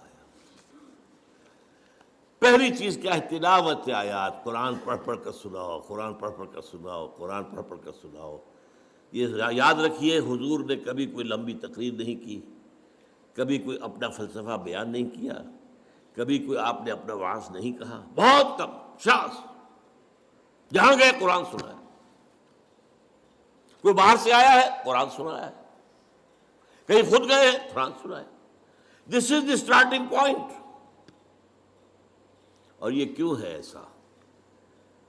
دیکھیے، یہ قرآن مردان کار کی تلاش اور فراہمی کا ذریعہ ہے. یہ روح انسانی کے لیے مقناطیس ہے. سرسری طور پر بھی قرآن سنایا جائے، کوئی چیز اگر کسی شخص کی فطرت مسخ نہیں ہو گئی ہے، پرورٹڈ نہیں ہو گئی ہے، کسی بھی صحت و سلامتی برقرار ہے، وہ کھینچے گی، اس کشش محسوس کرے گی. وجہ کیا ہے؟ دونوں کا سورس ایک ہے، یہ گرائی ہیں. روح ہماری کہاں سے آئی؟ اللہ سے. کلام کہاں سے آیا؟ قرآن، اللہ سے. از کجا می آئی آواز دوست، یہ میرے دوست کی آواز کہاں سے آ رہی ہے؟ اور وہ روح کھینچی جاتی ہے. ہاں، مردہ جو ہو چکے، جن کی روح مر چکی، جن کے جسم مقبرے بن چکے ہیں، چلتے پھرتے مقبرے ہیں، اندر روح دفن ہو چکی ہے، ان پر اثر نہیں ہوگا. ابو جہل پہ نہیں ہوگا، ابو لہب پر نہیں ہوگا. جس کی روح، مجھے یہ ڈر ہے دل زندہ تو نہ مر جائے، کہ زندگانی عبارت ہے تیرے جینے سے. اگر یہ روح اندر زندہ ہے، یہ کھینچے گی. یعنی اب اس کے لیے لفظ استعمال، سلیم الفطرت لوگوں کو کھینچنے کا ذریعہ قرآن ہے. اس کے لیے میری تقریروں میں ہمیشہ سے ہے، آج پھر ایک مکمل بات ہو جائے. 5ویں جماعت میں پہلا سائنس کا تجربہ ہمیں کیا کرایا گیا کہ دیکھو یہ ہے مکسچر ہے ایک، اس میں لوہ چون بھی ہے، لوہے کا برادہ جو ہوتا ہے، جو لیتھ وغیرہ کے اوپر جب ہو رہا ہوتا ہے تو وہاں پر جو گر رہے ہوتے ہیں ذرات اور ٹکڑے، اور اس میں لکڑی کا برادہ ملا دیا گیا. علیحدہ کرو. اب کیسے کریں؟ ایک ایک ذرہ ہٹائے اس کا، پھر بتایا دیکھو ایسے کرو، میگنیٹ لے لو، مقناطیس، اس کو چلاؤ، اس میں لوہے کے ذرے اس میں چمٹ جائیں گے، برادہ رہ جائے گا. اس معنی میں قرآن کو ایک میگنیٹ کی حیثیت سے معاشرے میں پھرانا، گھمانا، بڑے سے بڑے پیمانے پر اس کا کم سے کم جو ابتدائی مفہوم ہے اس کو عام کر دینا. ایک ہے اس پر ریسرچ ہے، اس کے اندر گہرائیاں ہیں، اس کے لیے قوطہ زنی ہے، اس کے لیے بلندیوں میں جانا ہے. وہ نہیں، ابھی تو یہی ہے. یہ قرآن اپنی سطح کے اوپر جو شے رکھتا ہے، اس کا جو ایسنس ہے وہ اس کی سطح پر ہے، سطح پر ہے. جس کی مثال میں دیا کرتا ہوں کہ جیسے اگر سمندر میں کوئی ٹینکر جو ہے، آئل ٹینکر، وہ ٹوٹ جائے تو جو اس میں سے تیل نکلے گا وہ کہاں جائے گا؟ سطح پر رہے گا، اندر نیچے تو نہیں جائے گا نا، وہ سرفیس پر رہے گا. تو قرآن کی وہ جو ہے روح کو کھینچ لینے والی شے جو ہے وہ اس کی سطح پر ہے۔ وَلَقَدْ يَسَّرْنَا الْقُرْآنَ لِلذِّكْرِ فَهَلْ مِن مُدَّكِرٍ، یاد آتا ہے کوئی از کجا می آئے دین آواز دوست، یہ قرآن سے کھنچتے ہیں۔ تو قرآن کو گھماؤ پھراؤ اس میگنیٹ کے طریقے سے زیادہ بڑے پیمانے پر، تاکہ سلیم الفطرت لوگ جو ہے وہ کھنچ کر چلے آئیں۔ اور آپ کو معلوم ہے قرآن مجید میں ذکر ہے جنات کی ایک جماعت نے ایک دفعہ قرآن سنا ہے اور ایسے پختہ مومن بن گئے، داعی بن گئے۔ قُلْ أُوحِيَ إِلَيَّ أَنَّهُ اسْتَمَعَ نَفَرٌ مِّنَ الْجِنِّ فَقَالُوا إِنَّا سَمِعْنَا قُرْآنًا عَجَبًا يَهْدِي إِلَى الرُّشْدِ فَآمَنَّا بِهِ۔ یہ قرآن اس کے اندر یہ تاثیر ہے۔ تو یتلو علیہم آیاتہ ہی سے میں نے آپ کے سامنے رکھا، معاشرے میں سے صالح جو فطرت اور سلیم الفطرت لوگ ہیں انہیں کھینچنے کے لیے قرآن کو ذریعہ بنا۔ اب اگلا مرحلہ آیا ہے اور یہ ہے بہت اہم، تزکیہ۔ تزکیہ جس کے بارے میں بدقسمتی سے ہمارے ہاں خانقاہی نظام آ گیا، افلاطونی نظام آ گیا، نیو پلیٹونک نظام آ گیا، ہندوؤں کے جو ہے سنیاس وغیرہ سے آ گئے، یہ آ گیا وہ آ گیا۔ یہاں تو موسیقی کا روایت ہے، ہمارے صوفیوں نے موسیقی اختیار کر لی، کاہے کے لیے؟ وہ اللہ کے بندو، قرآن سے بڑی موسیقی کوئی نہیں تھی، دی ڈیوائن میوزک۔ تم نے اس موسیقی کے اندر لوگوں کو پاگل کیا ہے، دھمال کھیلتے ہیں اور انہیں حال آتا ہے کیا؟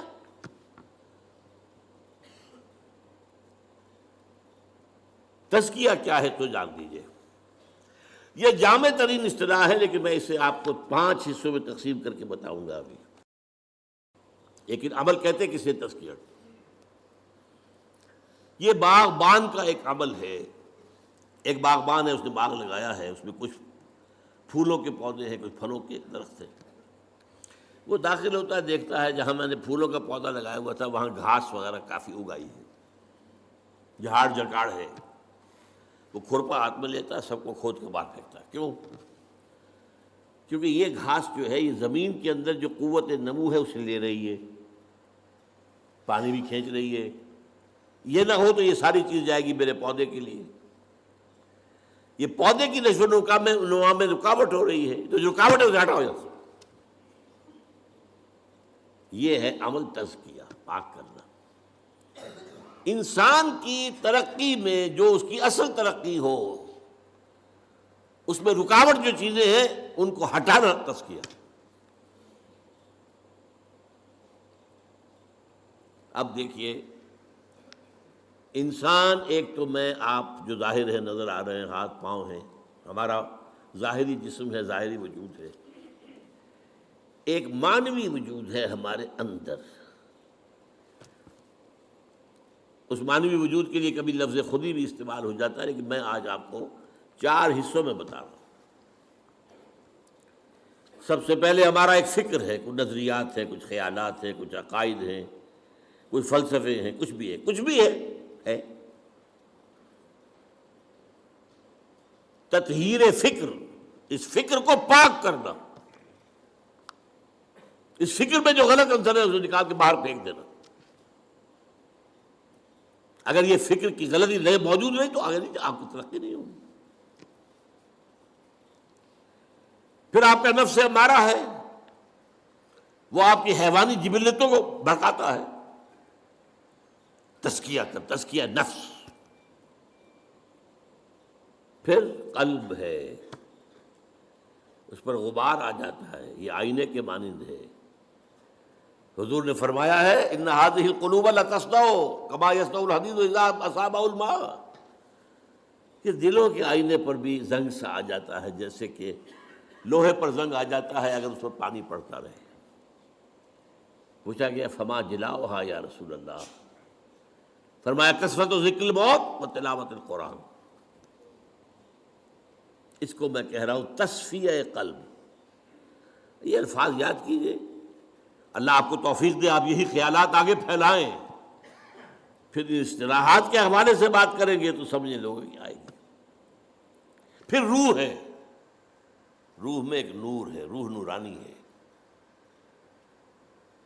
یہ جو بگ بینگ سے پہلے پیدا کی گئی ارواح، میری وہ کتاب، میرا خیال ہے کہ اب کچھ دنوں کے بعد آپ لوگ پڑھنے لگیں گے انشاءاللہ، ایجاد و ابداع عالم سے لے کر عالمی نظام خلافت تک، وہ جو روح اور فرشتہ نورانی، وہ جو روح کے اندر نور ہے، تجلیہ روح، جلا دینا اس روشنی کو، بھڑکانا، یہ 4 کام ہے جن کے لیے ایک لفظ قرآن نے تزکیہ استعمال کیا۔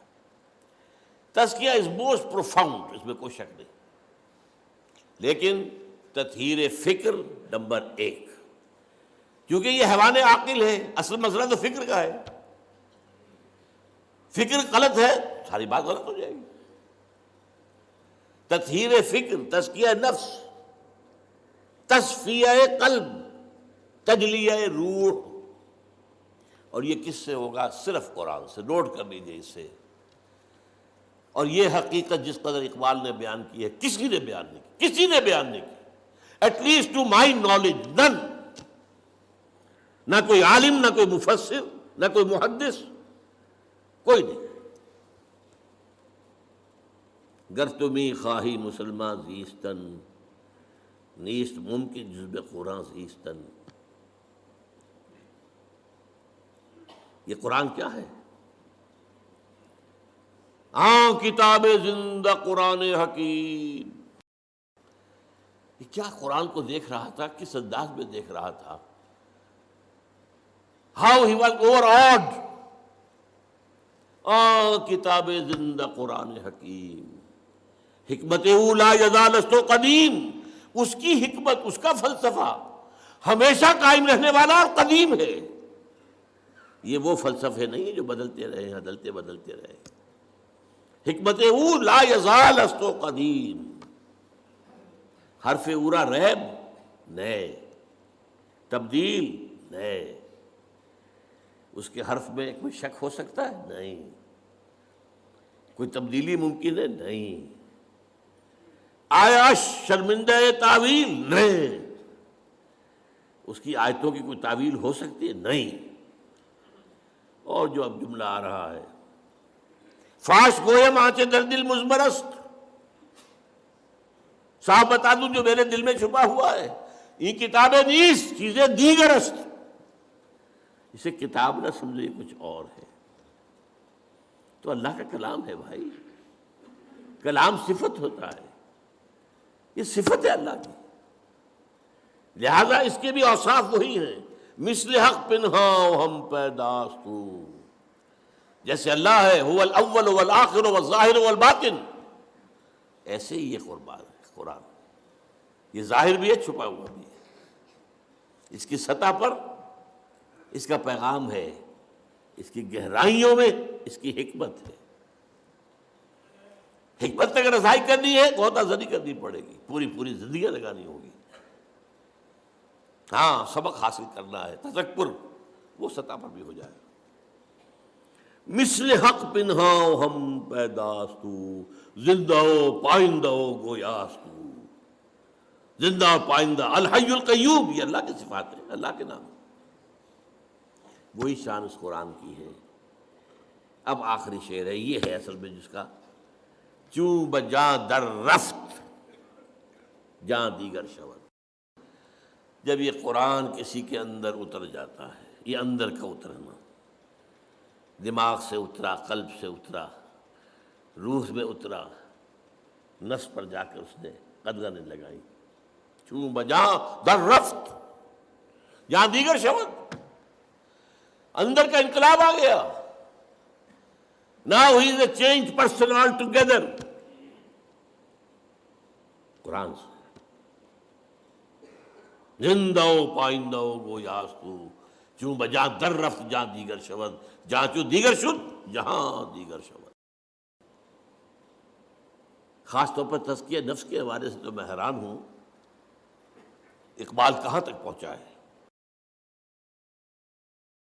حضور کی 2 حدیثوں کو جمع کر دیا اپنے اشعار کے اندر۔ حضور نے ایک بات یہ فرمائی کہ اللہ نے ہر انسان کے ساتھ ایک شیطان بنایا ہوا ہے، صحابہ نے پوچھا حضور کہ آپ کے ساتھ بھی ہے؟ وہاں ہے، لیکن میں نے اسے مسلمان کر لیا۔ ایک حدیث ہو گئی۔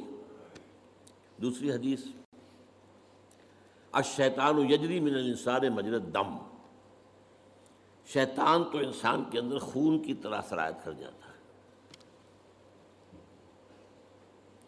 اور اقبال کیا کہتا ہے، کشتن ابلیس چیزیں مشکل است، ابلیس کو مار دینا تو مشکل کام ہے۔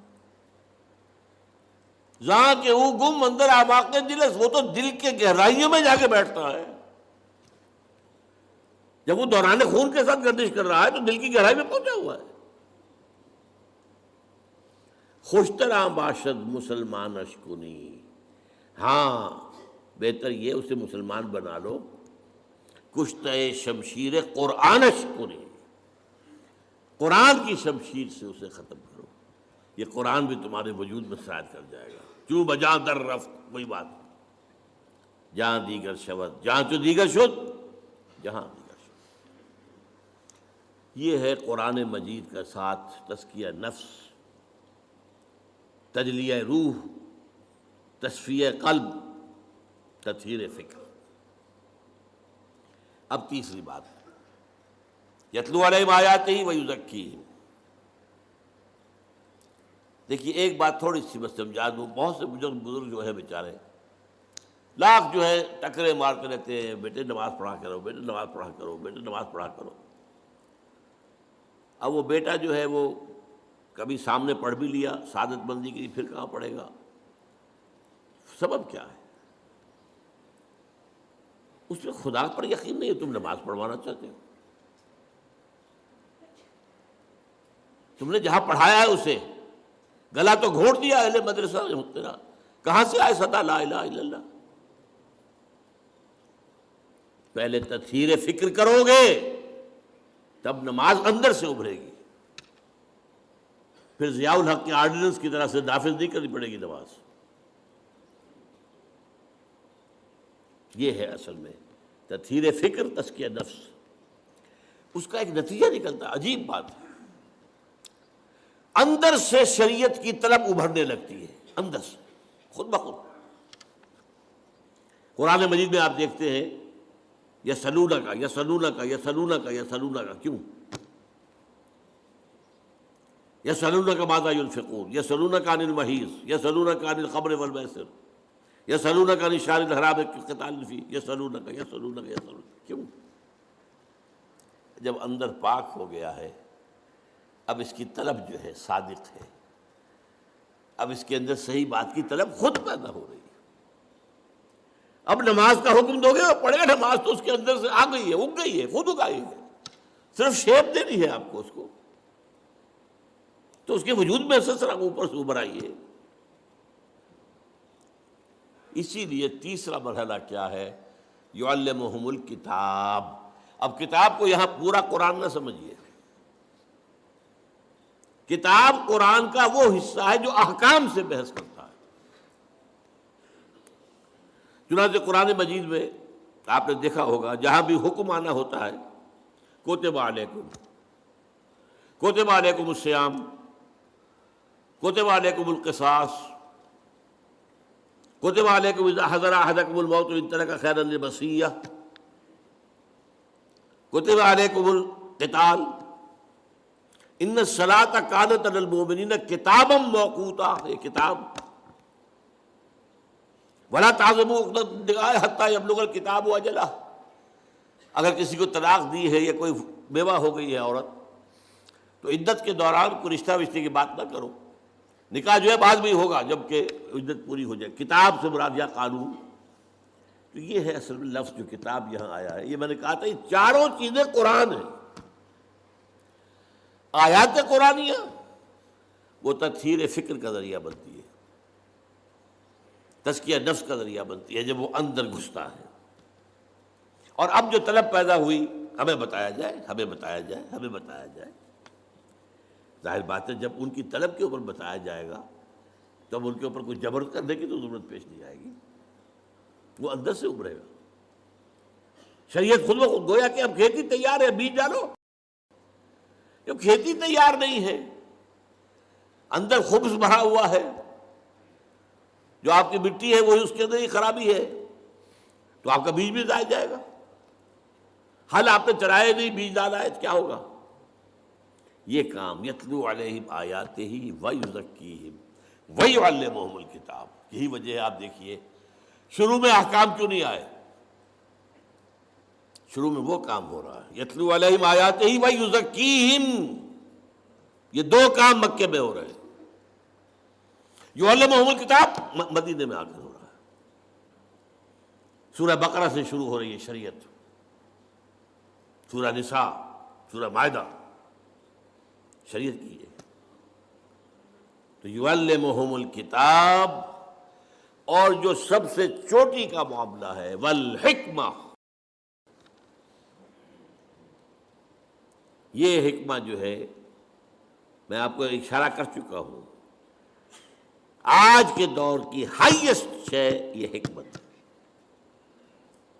لیکن ابھی جب کہ انسان اپنے شعور کی منزلیں طے کر رہا تھا، پہلے تفصیل سے آ چکی ہیں یہ باتیں، حکمت وہاں تھی ہی نہیں، احکام ہی احکام تھے، دی 10 کمانڈمنٹس، حضرت موسیٰ کے عہد تک کا معاملہ یہ ہے۔ حکمت پہلی مرتبہ لفظ آتا ہے انجیل کے لیے، یعلمہم الکتاب والحکمہ والتوراۃ والانجیل، تورات صرف احکام، انجیل میں حکمت بھی ہے، قرآن میں آیات بھی ہیں، تزکیہ کامل بھی ہے، قانون بھی ہے، حکمت بھی ہے۔ حکمت کسے کہتے ہیں؟ پہلی بات تو یہ کہ حکمت بھی کوئی قرآن سے باہر کی شے نہیں ہے، بلکہ اس کا جزو لا ینفک ہے۔ سورہ بقرہ میں فرمایا یؤتی الحکمۃ من یشاء ومن یؤت الحکمۃ فقد اوتی خیرا کثیرا، اللہ جسے چاہتا ہے حکمت عطا کرتا ہے، اور جسے حکمت عطا کر دی جائے اس کو تو بہت بڑا خیر عطا کر دیا گیا۔ اس کو فرمایا سورہ بنی اسرائیل میں ذالک مما اوحی الیک ربک من الحکمہ، اے نبی یہ ہیں وہ باتیں جو حکمت کے قبیل سے ہم آپ کے رب نے آپ پر وحی کی۔ تو چاروں چیزیں قرآن میں، البتہ حکمت کو اب سمجھیے کہتے کسے ہے حکمت؟ حکمہ، کوئی چیز مضبوط ہو گئی، پختہ ہو گئی، اسی سے نسبت استحکام، کوئی چیز مضبوط ہے، وہ اپنے خلاف اقدام کا دفاع کر سکتی ہے، مستحکم طاقت۔ یہ ہے در حقیقت تعلیم و تربیت محمدی صلی اللہ علیہ وسلم کا درجہ خصوصی۔ حکمت کا ہر شخص اہل نہیں ہوتا، اور عرب قوم بحیثیت مجموعی حکمت کی اہل نہیں تھی، اسی لیے حضور نے سلمان فارسی کی طرف اشارہ کیا تھا کہ حکمت چاہے سریا پر بھی ہوگی، اس کی قوم کا کوئی شخص اس کو لے آئے گا، اور گمان یہی ہے کہ یہ حضرت امام ابو حنیفہ رحمۃ اللہ علیہ کی، اس لیے کہ عرب جو ہے فلسفی نہیں تھے، منطقی نہیں تھے، سلیم الفطرت لوگ، فطرت کے ساتھ ہم آہنگی یہ تھی، لہذا قرآن کی دعوت ان کے دل میں جا کر لگ گئی۔ ایرانی فلسفی تھے، یونانی فلسفی تھے، ہندی فلسفی تھے، چینی فلسفی تھے، پھر جب قرآن مجید آیا ہے تو پھر ظاہر بات ہے کہ حضور کے بھی ساتھیوں میں سے کچھ تھے کہ جن کو اللہ تعالیٰ نے یہ حکمت دی ہے۔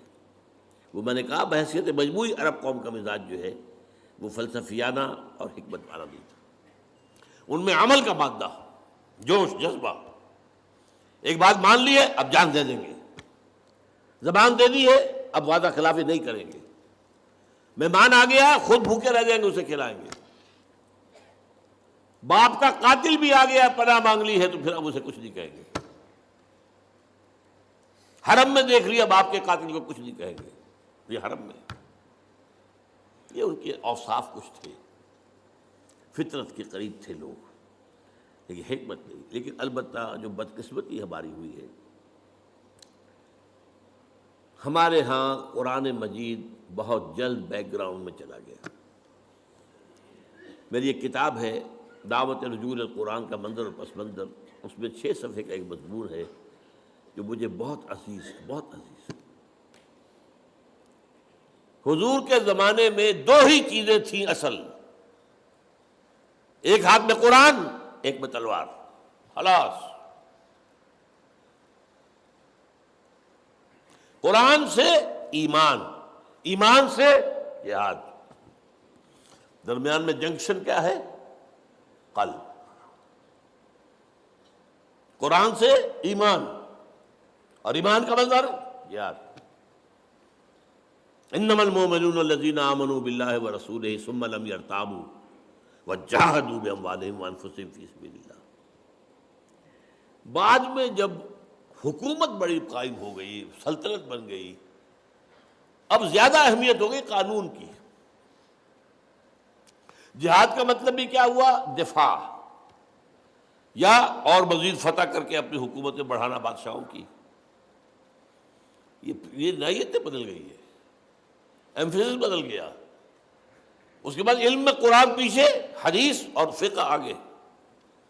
اس جگہ ظاہر بات ہے کہ معاشرہ ہے، اس میں قانون ہے، اس میں لین دین ہے، قانون چاہیے، قاضی چاہیے اور مفتی چاہیے، وہ اصل تو ڈیمانڈ ان کی ہوگی۔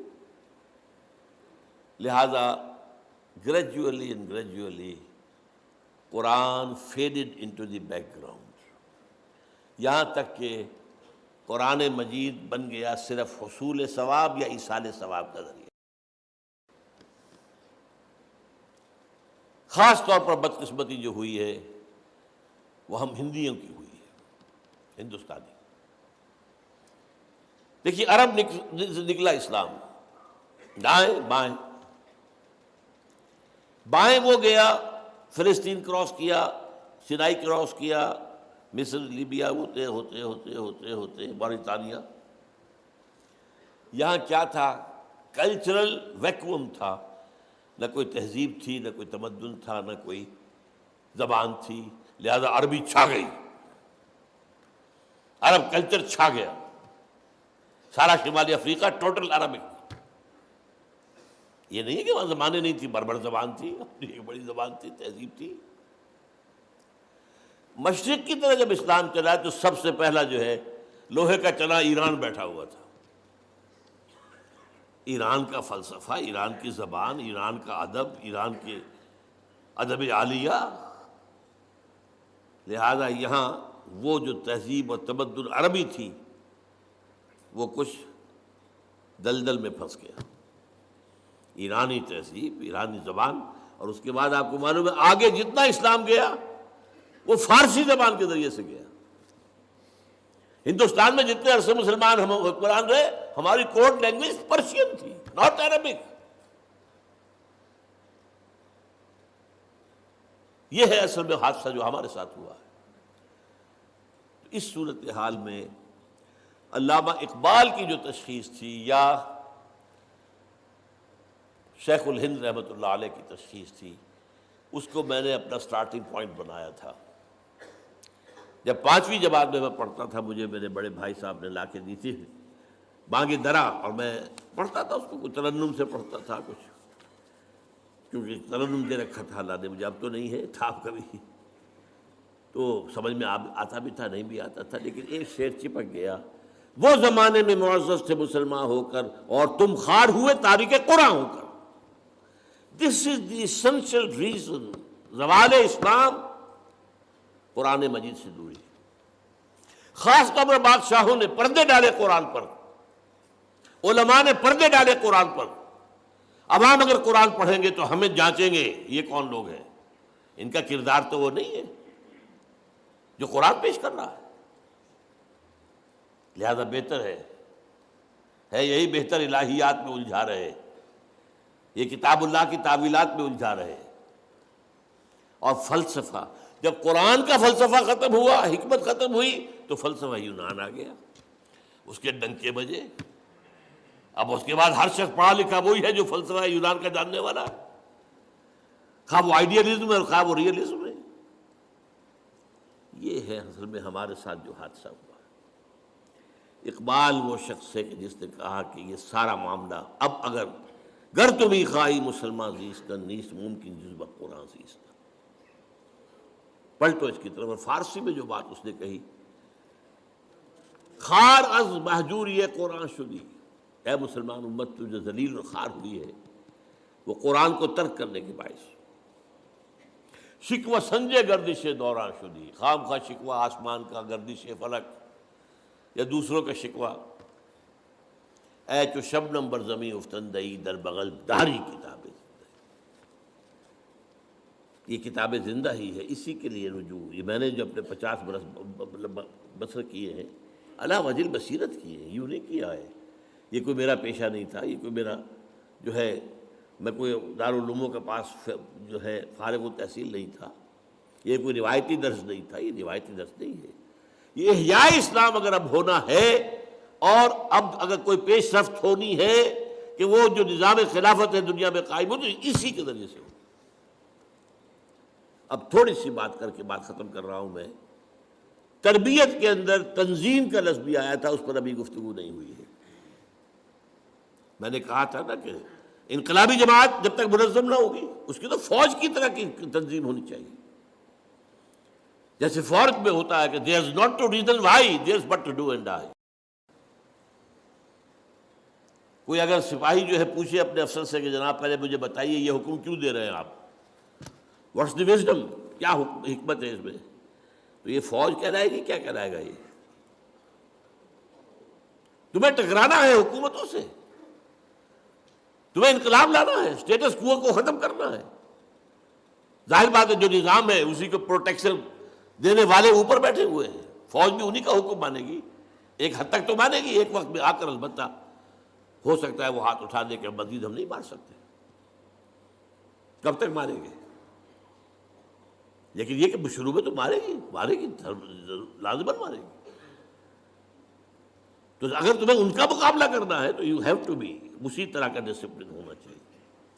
آرمی ڈسپلن، ملٹری ڈسپلن اگر نہیں ہے تو آپ انقلابی عمل کی طرف آگے نہیں بڑھ سکتے. اور اس کا نام ہے قرآن مجید کی اصطلاح میں سمع و طاعت، لسن اینڈ اوبے. بالکل وہی انگریزی کا لفظ ہے، listen and obey. Charge of the light brigade ایک نظم مجھے بہت پسند ہے. کسی غالباً یہ جو خانہ جنگی تھی امریکہ کے اندر، اس کے دوران کا واقعہ ہے کہ 600 سواروں کا ایک دستہ تھا. اسے حکم دیا گیا چارج دی لائٹ بریگیڈ. یہ لائٹ بریگیڈ جو ہے چارج کرے، حملہ کرے. اور انہیں معلوم تھا cannons to left of them, cannons to right of them, cannons in front of them. اس میدان کے داہنی طرف بھی توپیں لگی ہوئی تھی، بائیں طرف بھی توپیں لگی ہوئی تھی، سامنے بھی توپیں تھی. Volleyed and thundered. توپیں جو ہے وہ گولوں کے بوچھار کر رہے ہیں، اور تھنڈرڈ جو گولوں کی توپوں کی آواز ہوتی ہے. تو خیال یہی ہوا کہ someone has blundered، کسی نے بڑی غلطی کی، بڑی غلطی کی، بڑی غلطی کی. But there's not to reason why, there's but to do and die. So into the valley of death rode the 600. 600 کے 600 ختم. آرمی اس کا نام ہے. اس نظم جماعت کے لیے قرآن مجید نے سمع و طاعت کی اصطلاح استعمال کی. البتہ اس میں تربیت کے 2 آتے ہیں مرحلے. پہلا مرحلہ کیا ہے؟ No formal organization whatsoever. You have come to believe in Muhammad sallallahu alaihi wasallam that he is the messenger of Allah. You have to obey him. That's all. ایمان کا تقاضا، یہ ایمان بالرسالت کے اوپر ہے کہ جو نظم قائم ہو رہا ہے. وہ تو معصوم ہے. ما ينطق عن الهوى ان هو الا وحی یوحی وما ارسلنا من رسول الا لیطاع باذن اللہ واطیعوا اللہ واطیعوا الرسول واطیعوا اللہ واطیعوا الرسول فإن تولیتم فإنما علی رسولنا البلاغ المبین. تو پہلی جو اطاعت ہے سمع و طاعت، وہ کسی فارمل بیعت وغیرہ کا ذکر نہیں ملتا ہے، بلکہ وہ صرف ایمان کا لازمی تقاضا حکم ماننا، سمپل. فطری لوگ تھے، اس کے بعد آگے انہیں کوئی اور دلیل کی ضرورت نہیں تھی. یہی وجہ ہے جو بہت ہی نازک مرحلہ آیا تھا غزوہ بدر سے پہلے. حضور نے جب ایک مجلس مشاورت منعقد کی ہے اور صاف کہہ دیا دیکھو مسلمانوں، ایک لشکر شمال سے آ رہا ہے، لشکر نہیں قافلہ، اور وہ مال غنیمت سے لدا پھدا ہوا، مال تجارت سے، اور اس کے بعد محافظ بھی تھوڑے سے 40-50 ہیں. ایک لشکر جنوب سے آ رہا ہے، کیل کانٹے سے لیس، اور اللہ کا وعدہ ہے کہ ان دو میں سے ایک ضرور تمہیں دے دے گا، تمہیں فتح دے دے گا. ناؤ ٹیل می، مجھے مشورہ دو، اشیرونی، کدھر چلے؟ ادھر چلے یا ادھر چلے؟ کچھ ہمارے جیسے لوگ بھی ہوں گے، ان کا کہ جی پہلے چلے ذرا قافلے کو لوٹ لیں، تھوڑے آدمی آسانی سے فتح ہو جائے. حضور دیکھیے ہمارے پاس تو تلواریں بھی نہیں ہیں، نیزے بھی نہیں ہیں، تو کم سے کم 50 ان کے جو آدمی ہیں ان کا ہتھیار تو ملے گا ہمیں، پھر لشکر سے لڑ لیں گے. اب اللہ کی مشیت اور ہے، رسول کی مشیت وہی ہے جو اللہ کی ہے. بار بار کہہ رہے اشیرونی اشیرونی، مجھے مشورہ دو. مقداد ابن اسود کھڑے ہوئے، حضور ہمیں آپ موسیٰ کے ساتھی نہ سمجھیے جنہوں نے کہہ دیا تھا فَذَهَبَ أَنْتَ وَرَبُّكَ فَقَاتِلَا إِنَّا هَاهُنَا قَاعِدُونَ. نہیں، آپ بسم اللہ کریں، جو آپ کا ارادہ ہو ہم حاضر ہیں. ابو بکر عمر ایک سے ایک بڑھ کر تقریریں کر رہے ہیں. حضور پھر بھی کہہ رہے اشیرونی، مجھے مشورہ دو. اب خیال آیا حضرت سعد کو رضی اللہ تعالیٰ عنہ، رئیس انصار، او یہ ہماری طرف اشارہ ہے. کانک تعنینا یا رسول اللہ، اے اللہ کے رسول، معلوم ہوتا ہے آپ کا روح سخن ہماری طرف. اس کی وجہ کیا تھی؟ بیعت عقبہ ثانیہ جو ہوئی تھی اس میں طے یہ تھا کہ اگر مدینے پر حملہ ہوا اور قریش مکہ آئے آپ کو ختم کرنے کے لیے تو ہم آپ کی حفاظت کریں گے جیسے اپنے اہل و عیال کی کرتے ہیں. That was the promise. ابھی مدینے پر حملہ ہوا نہیں ہے، یہ تو حضور پری ایمپٹ کر رہے ہیں، لہذا وہ جو ہے وعدہ وہ کور نہیں کر رہا اس کو. ادھر یہ ہے کہ 313 میں سے مہاجر تو وہ 80-85 تھے، باقی سارے انصاری تھے. قوت جو ہے میکسیمم جو ہے وہ انصار کی تھی. تب انہوں نے کہا کانک تعنینا یا رسول اللہ، شاید آپ کا روح سخن ہماری طرف ہے. اور پھر جو پیارے الفاظ فَإِنَّا آمَنَّا بِكَ، کہ نبی ہم آپ پر ایمان لا چکے ہیں، وَصَدَّقْنَاكَ، ہم آپ کو تصدیق کر چکے ہیں، اب ہمارے پاس کہاں چوائس ہے؟ جو آپ کا ارادہ ہو بسم اللہ کیجئے. کیا عجب کہ اللہ تعالیٰ آپ کو ہمارے ذریعے سے آنکھوں کی ٹھنڈک عطا فرمائے. اور اگر آپ برق غماد تک پہنچ جائیں گے تو ہم بھی اپنی اونٹنیوں کو دبلا کر دیں گے، پہنچیں گے وہاں تک. اور اگر آپ سمندر کے کنارے کھڑے ہو کر آپ نے اپنی سواری سمندر میں ڈال دی، ہم بھی ڈال دیں گے.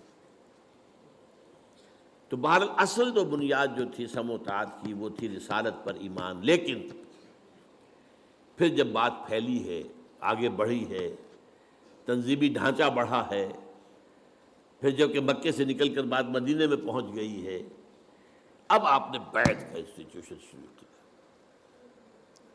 اور اس میں جو بیعت ہے وہ نوٹ کر لیجئے، اس سے زیادہ پروفاؤنڈ حدیث کا تصور میں نہیں کر سکتا. A full constitution of a revolutionary party, کتاب لکھی جا سکتی ہے اس پر. حضرت عبادہ ابن ثابت فرماتے ہیں رضی اللہ تعالیٰ عنہما، اور یہ متفق علیہ روایت ہے بخاری اور مسلم دونوں کی، بایعنا رسول اللہ صلی اللہ علیہ وسلم علی السمع والطاعت فی العسر والیسر والمنشط والمکرہ وعلی اثرۃ علینا وعلی لا ننازل امر اہلہ وعلی نقول بالحق اینما کنا لا نخاف فی اللہ لومۃ لائم.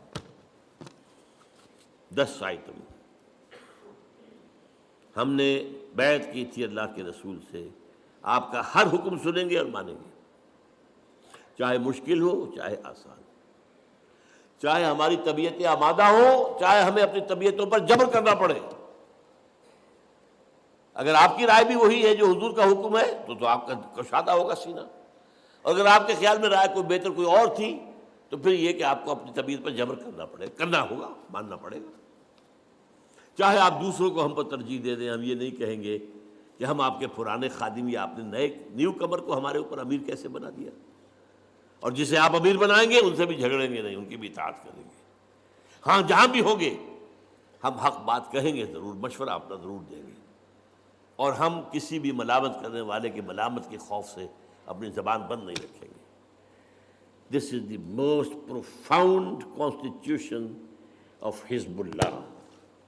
اتنی لمبی حدیث، اور ہمارا افلاس، ہماری بدنصیبی، ہماری بدبختی کسی مذہبی جماعت کا بھی دستور یہ نہیں ہے۔ کس قدر ناقدری ہے، چھوٹی چھوٹی حدیثوں کے اوپر کفر کے فتوے دے رہے ہیں۔